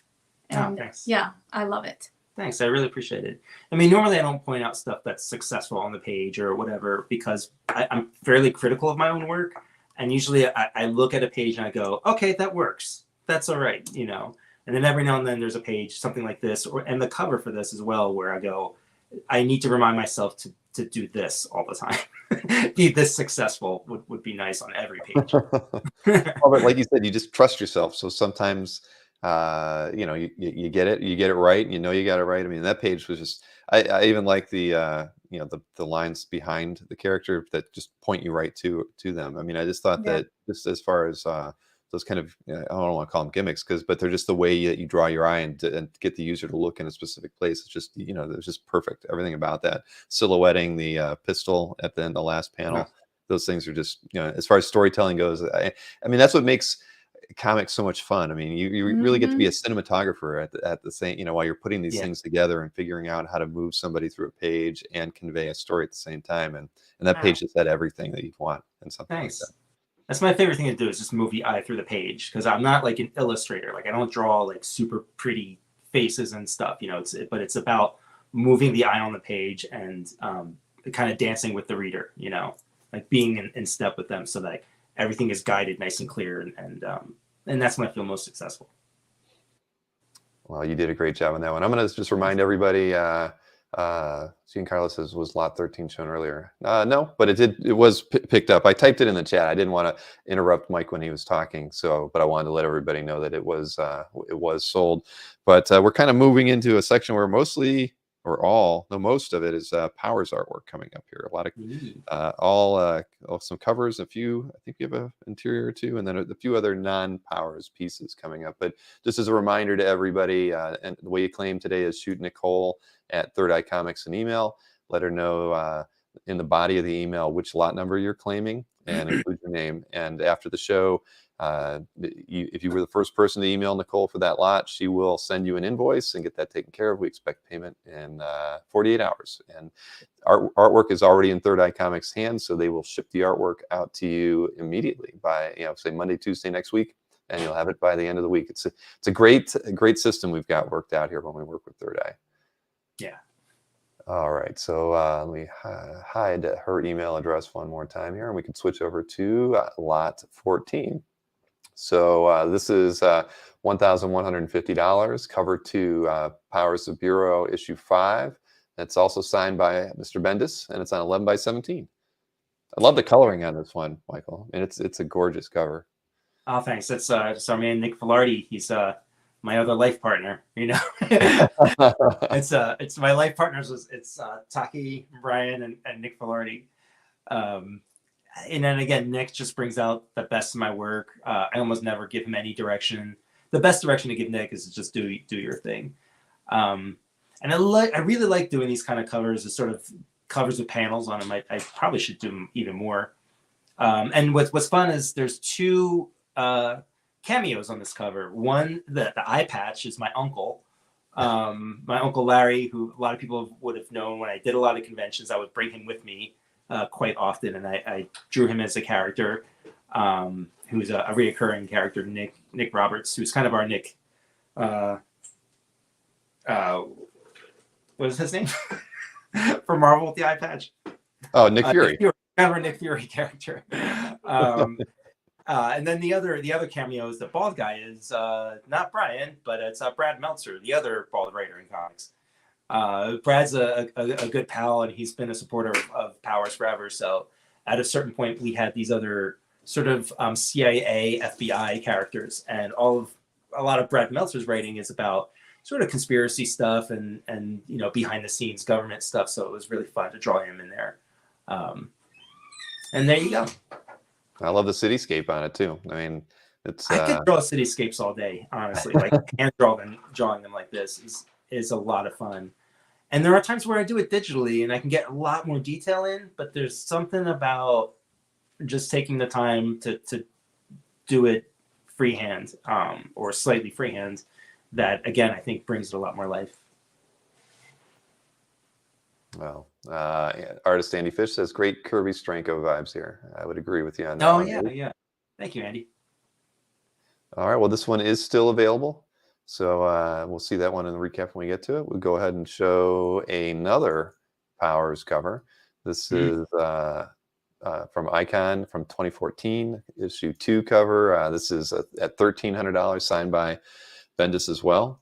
I mean, what's not to love about it? I use this one as part of the thumbnail for the show. I just thought this is such a great image. Yeah, it's pretty classic. You got Walker and Dina, the nice, and this was conceptually kind of where I'm doing most of my covers now. Aren't specifically about the storylines for the trades and stuff, but more about like sort of the overall iconology of Powers. So obviously Walker and Dina being hidden in the shadow of a hero or villain that we don't see. That's kind of always been the compass for Powers, right? It's like we're seeing things not really from the hero's point of view, but seeing it from the ground point of view.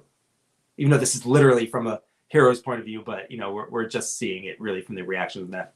And you can see the blue line printout on here a bit too underneath. You can kind of see it on Walker's shoulder. Oh yeah, I see what you mean. And this one's been claimed, by the way.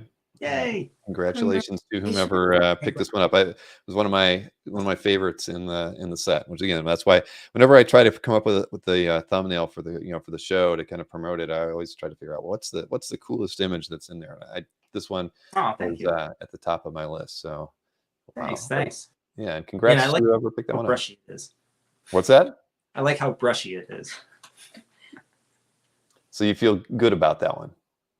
Yeah. I feel fine about most of my work, but like it's hard. It's the home runs versus third bases are they're different.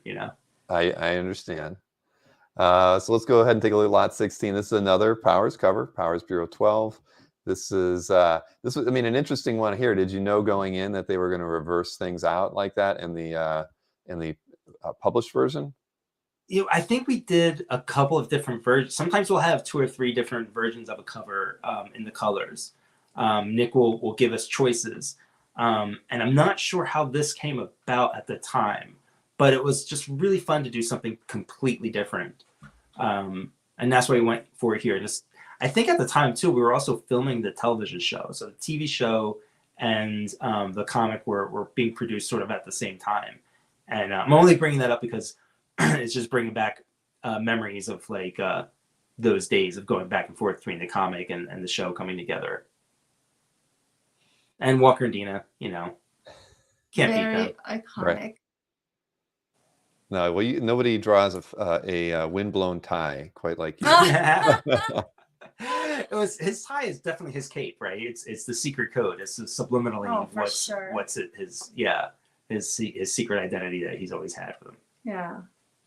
He doesn't know how to be without a cape. Oh man, well, this one's still available, so we'll look at that one in the recap as well. So we'll take a look at lot 17. This is, I mean, you kind of wrote a bit on there saying the last Marvel issue that was solicited but never released. So tell me a bit about this one. So this is kind of revisiting our Forever line, our Forever storyline, which was when we revealed Walker's true origin and where he really came from. And this particular issue, there was a flashback to one of these time periods. So we thought it would be fun to bring this out for the cover again, because every time people see Monkey Walker, they flip out. Because that was this infamous issue of Powers, which involved Neanderthal sex and stuff, and it was pretty bizarre and out there. But the story called for it, you know. Everybody talks about it to this day. Everybody knows what we're talking about. Yeah. Don't even lie. And this was when Brian was transitioning from Marvel to DC, and I think we had solicited this, and then the issue didn't come out because not because there was any problems with the issues. It was just all, you know, timing and business and stuff like that. So it got solicited. So there are people who like, kind of like Boba Fett's jetpack, you know, where some people swear in their childhood that they had the version that had the rocket pack on it. This is the issue that people like, I swear I saw this issue, but it never came out. And I'm like that constantly. Like I said, that my strong imagination tells me that this book came out, even though this cover never actually did. And we ended up doing a different cover for the storyline when it came out, which I don't remember. Actually, I think this is the beginning of what became the last Power story arc. I believe that's what it was for. Yeah, this was when it was transitioning from one publisher to another. Yeah, and this is why like it never actually came, that you know it was published, was because it wasn't in solicitation, but and then all switched around. Yeah, and Brian and I were going to revisit some of the storyline, which then eventually grew into a larger thing that became the very last trade, which tells the whole story. We get a bit of flashback in there with the wolf and some of the classic Powers characters. All right. Well, I had a feeling there was an interesting story to that one. Mm-hmm. Yeah, but I didn't know about the some of the things you mentioned, because I didn't read Powers at that time. So now I've learned a little bit more. Now I have to go back and brush up on a few things. But that one is still available. So we'll go ahead and move over to lot 18. And this is another Powers cover. And the references to The Shining are clear. And this one is $1,250 on 11 by 17 as well, signed by Bendis, as you can see. So it looks like they flipped it in the published version, as far as you know, maybe the way you were initially envisioning it, or did you feel it was going to get flipped over like that when they did that? I sent like two versions because I wasn't sure. So obviously this is the way I originally drew it. Often I'll flip an image in Photoshop, or I'll drop in like a bucket of black just to see what happens if I put more black in there. So I sent these two different versions, and we ultimately went with the published version. But it was you know, The Shining is one of my favorite films. It's one of those films I can watch over and over and over and over again. And Dina's, you know, kind of lost her mind a few times. So I think at the time I was like, let's do this Shining image. Well, everybody thinks about the axe through the door, but this is one that really sticks out. I mean, this works too, because man, she can be scary. Oh yeah. Don't mess with Dina. No, definitely don't. No, she was pretty tough, as I remember. So Michael, I did read early Powers. I just didn't read it all. I hate to say it, but I did. 20 years of comics, man. You know, I don't even recall all the storylines and stuff. So it's just a lot. I don't think I've read the entire thing either. You know, I mean, and I've been with him for 15 years. I don't impress her anymore with that stuff. Well, the good thing is you don't get put in the doghouse because you didn't read it. But so that one's still available too. Lot 18 is still out there. We got a few more pieces here to look at. So lot 19 is the next one we'll show. This is interior page. It's $500 on 11 by 17. And tell us a bit about this one, Michael. This is an interior page from Powers the Best Ever, which is the officially final canon story of Powers. And we delve into well, we've shown Walker's past before as a superhero. We didn't get into his actual origins. And this is like literally him being trained and all of that. These are other characters that pop up later in the series. But this is literally the first time Walker puts his mask on.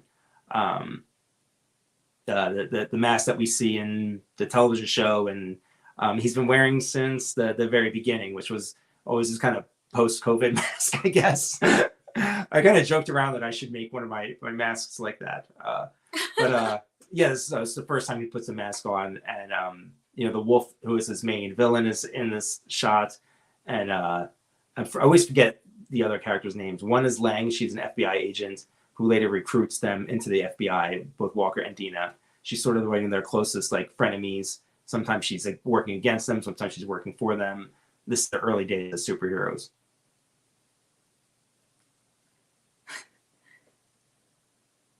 I love the who's in the foreground in the last panel. That's the wolf, or the back of the wolf. Oh, okay, yeah. got it. Yeah, and this one's been claimed as well. Just wanted you both to know. Oh, thank you. Well, congratulations and thank you. Congrats.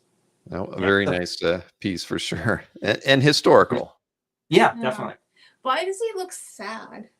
Walker? Putting the mask on. He's always sad. Oh, got it.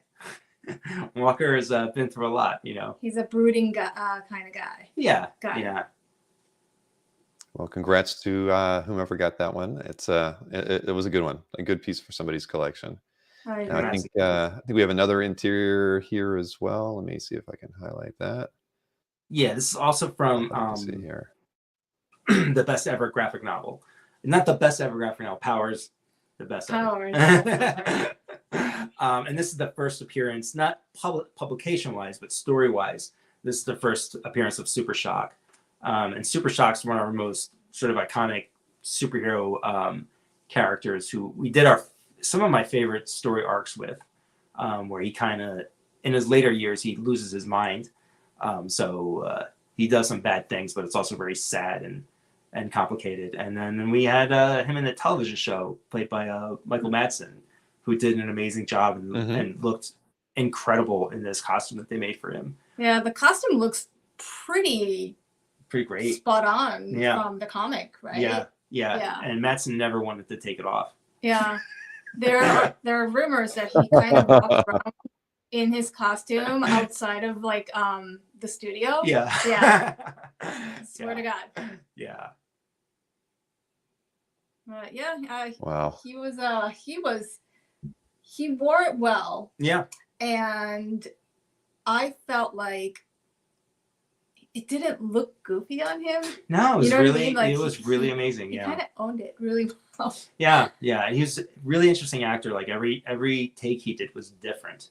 And he did that so that the directors and editors had all these different choices with him. And I think that's why his performances are just always amazing. But yeah, it's just one of my favorite characters. And he has this amazing moment that Brian wrote when we first meet him, where he pulls Dina up into space and pulls her heart out. And that was pretty awesome. Oh.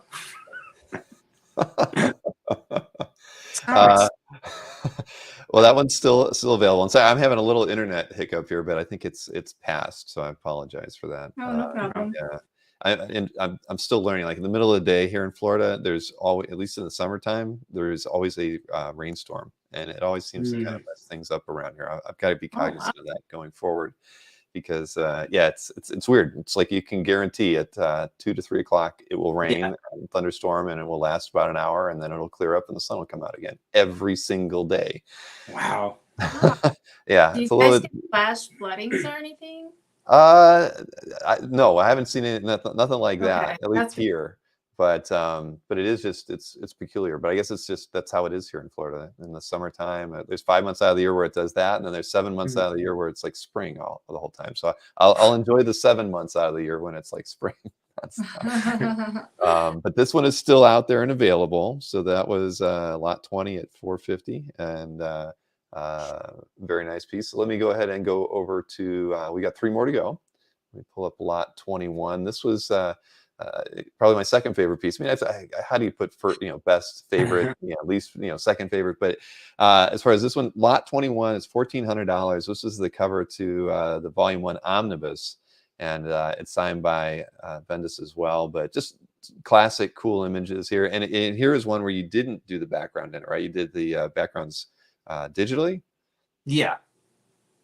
Yeah. Yeah, I definitely dropped the background in there digitally. Yeah, this was. Yeah, I was really happy with this. Those figures in the forefront, because they're not easy shots to pull off. And yeah, it's really fun. It's really fun and explosive. It has a nice classic sort of X composition to it. You know, everything's kind of pointing towards the characters in the middle. And again, your powers iconology, which is Dina with her 5 shirt, Walker with his fake cape, and Retro Girl's body outline, you know. Yeah. Well, the visual storytelling is right there, like all of it. Like this tells the story immediately. I love that. And if I were the type of person to get tattoos, I would love to get that outline as a tattoo. Oh my God. This lot has been claimed. I mean, I did type it in the chat, but I want everybody to know that as well. Congratulations. Yeah, this is a great score. Honestly, this is a gorgeous cover. I agree. It's so, yeah, like I said, I think the visual storytelling on this is just, you know, way up there. I appreciate that, because a lot of the stuff I do is more composition based as opposed to storytelling based. So yeah, I'm glad I pulled that off and told a little story. Yeah. No, it's a very powerful image. Yeah. Thank you. It's quintessential, like it's powers. This is the story. If you don't get it, then Yeah. You never will. Yeah, and it's interesting. Even that, I never really thought about it when I look at the covers, but the logo for Powers is rather large and impressive. I mean, it jumps out at you. A lot of times, that's not the way a publisher would kind of finesse the logo, but I'm sure that there's reason for it to be so overpowering. And not, I don't know. I mean, I don't know if that was a thought going into it, but it is interesting, because a lot of times you have different elements to a cover that would make your logos be smaller. But I just love the fact that the logo is so overpowering as part of it. Oh, yeah. I think that's a sort of philosophy if you look at, and I hadn't thought about it too clearly before, but probably got it from Brian in our early conversations. But all of the logos that I do, Afterrealm's the most sort of ornate one out of all of them, but they're almost all like just impact bold, thick, short letters, short words and stuff. Sure. And that's my favorite. And also it just makes it easy to see on the shelf. On the shelf, it stands out, right? Yeah. You can't miss it.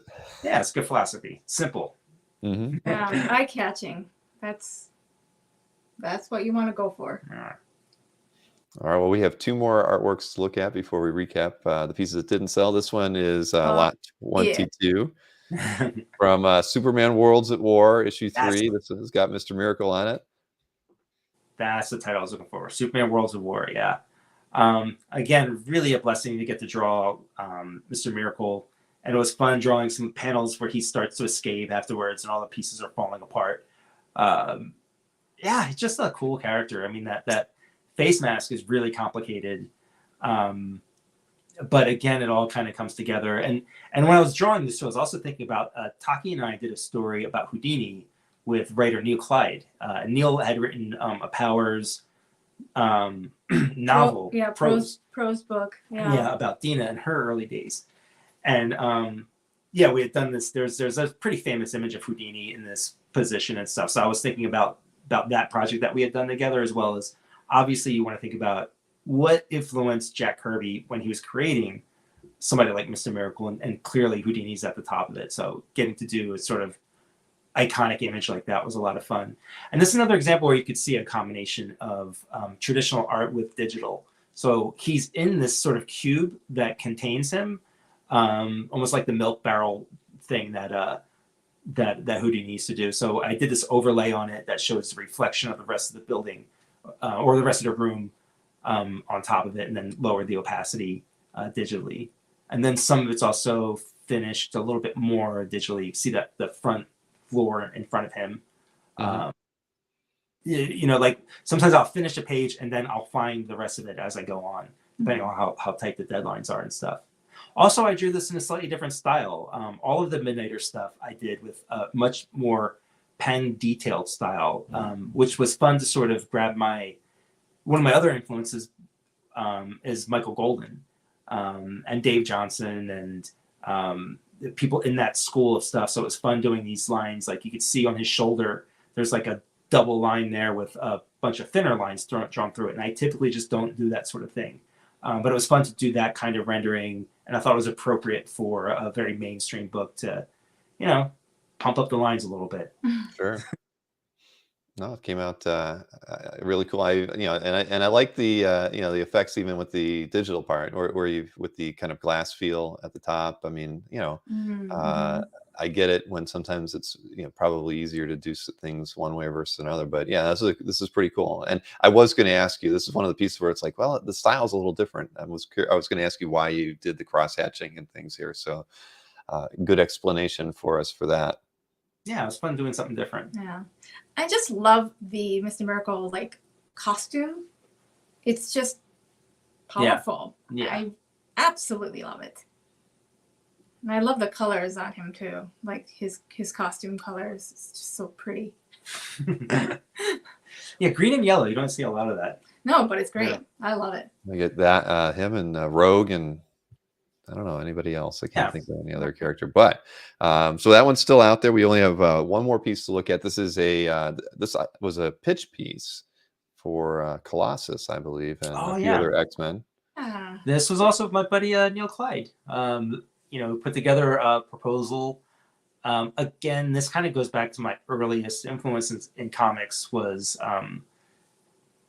New Mutants, and there was some storylines that Rick Leonardi drew that involved Illyana and Colossus was always one of my favorite characters.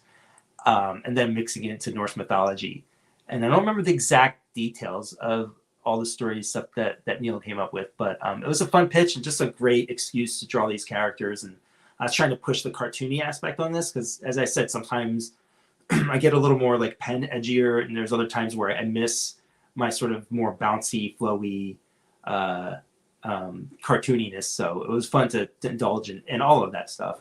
So sometimes when these projects don't go anywhere, it's fun to just do. It's like even if it wasn't going to get picked up, it was just fun to have an excuse to draw, Colossus in his classic X-Men outfit, holding a sickle, and the hammer being Thor's hammer, and Illyana, and everything. It was just a lot of fun to just draw this, and whether or not it went anywhere, it would have been fun to do. But I'm happy I still got to draw this, and Neil, sort of tickling my imagination of what this could be. Well, this lot's been claimed as well. Well, I assumed it would be. I mean, it's just so nice. I mean, the Hela, the way you've drawn the headgear on her. I mean, everything about this is just such a great drawing. You just wish that it would have kind of come to fruition, because I think it would have been a very interesting, book. I mean, the idea that Colossus is worthy, but he's got a sickle. I mean, everything. I just can only imagine how neat and that story could have turned out. But say, what are you going to do, right, when things don't go the way you want? Yeah, you can almost hear the lightning. Yeah, I can, at least. Well, congratulations to the person who picked that one up. That was one of, again, I'm an X-Men guy too. I'm a Thor or X-Men, so I'm glad that piece went to a good home. I hope it ends up on Comic Art Fans, whomever picked that up. Definitely.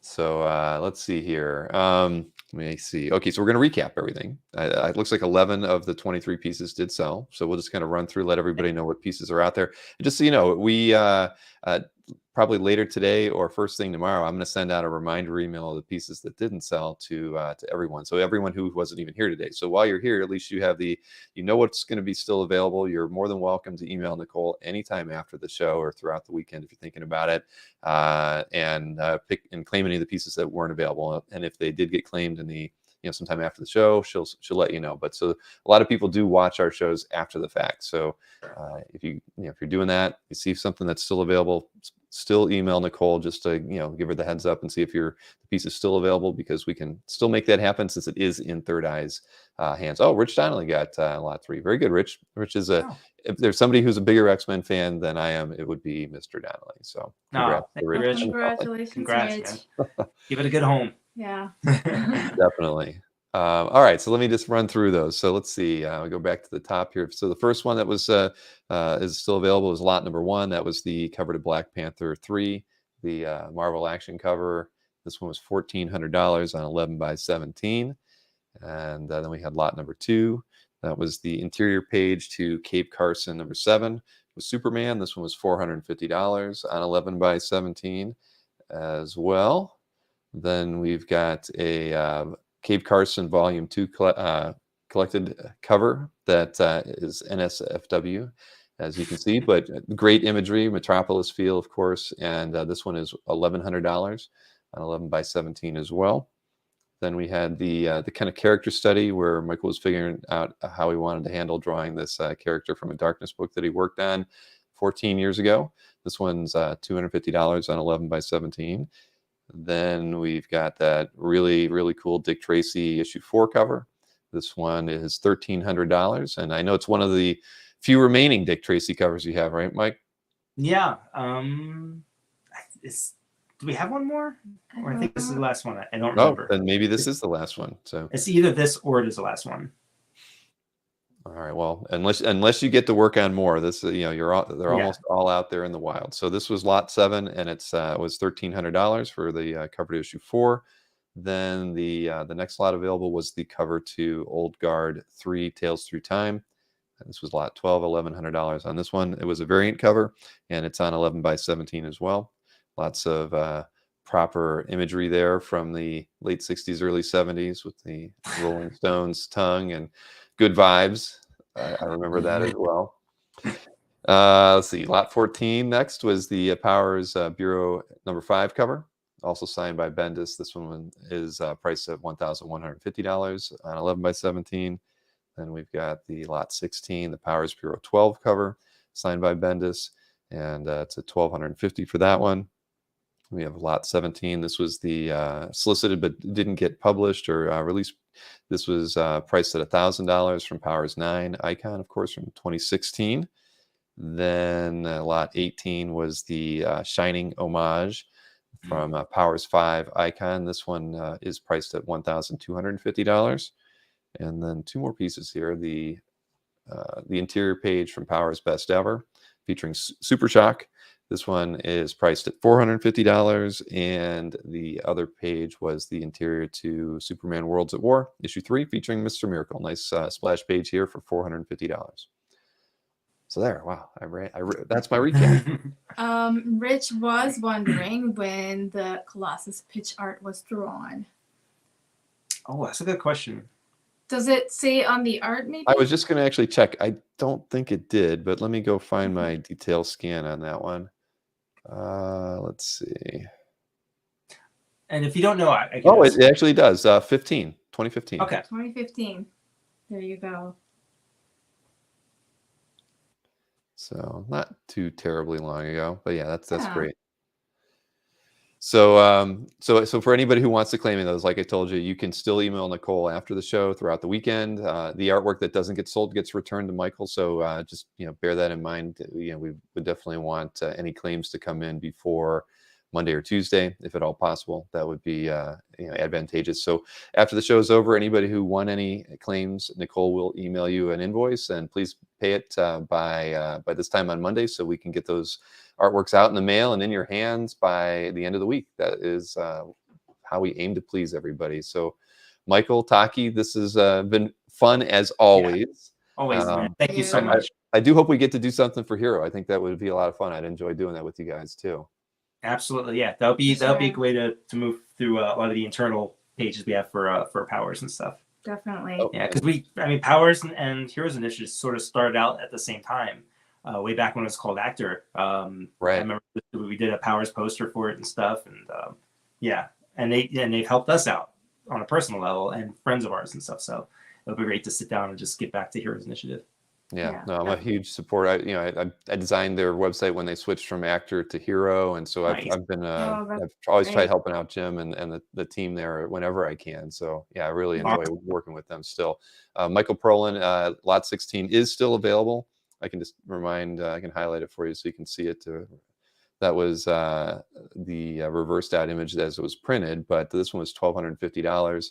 And it is still available. So you've got time to think about it. Like we said, the artwork won't be shipped back to Michael until early next week or mid next week, probably. So you do have some time to consider it. And please, as I can highlight Nicole's email as well, so everybody remembers how to reach out and contact her. It's Nicole@thirdeyecomics.com with any inquiries, just to see if there's any of the pieces are still available after the show. So but yeah, I do hope we get to work together on that. It'd be a pleasure. After the show I did with Ryan, I emailed Jim right away and just said, if we could do these, heck, I do them quarterly, monthly, whatever we could work out for Jim, just because they're fun. And again, for me, it's back to that. I love getting to hang out with the artists and just chat a bit. And then we're doing something good for charity too. So absolutely. Yeah, very well needed in this industry, as we all know. Absolutely. Sure. Absolutely. Heroes is really close to our heart. So yeah, absolutely. Let's definitely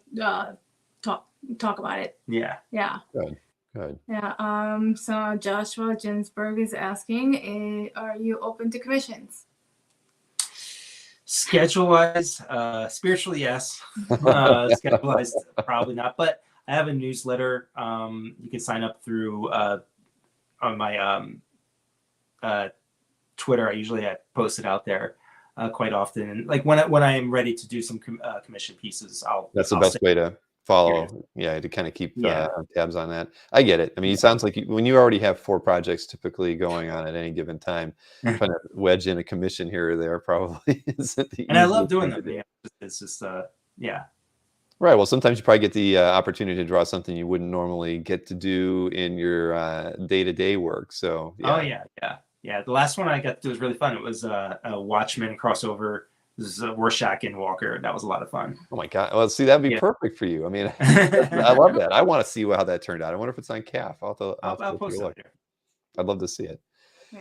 But all right. Well, listen, everybody. I wasn't a marathon today like it was on Monday. I'm sure we're all happy for that. It's a Saturday afternoon now, and thank you so much for tuning in, and Michael and Taki for being a part of the show with me. I mean, this is always it's always a pleasure to talk with you both, and I look forward to doing more of these with you. And thanks to Nicole for sitting here with us, even though she was contacting me through the phone for watching the show as well, and taking care of any questions and inquiries that came in as well. So thank you, Nicole. Yes. So all right. Well, we appreciate everything that everybody's contributed today to this purchase and the shows and everything. So have a wonderful afternoon, and Nicole will be in touch to the buyers, letting you know how to make your payment. So thank you again. Enjoy the rest of your day. Thanks, everybody. Thank you so much.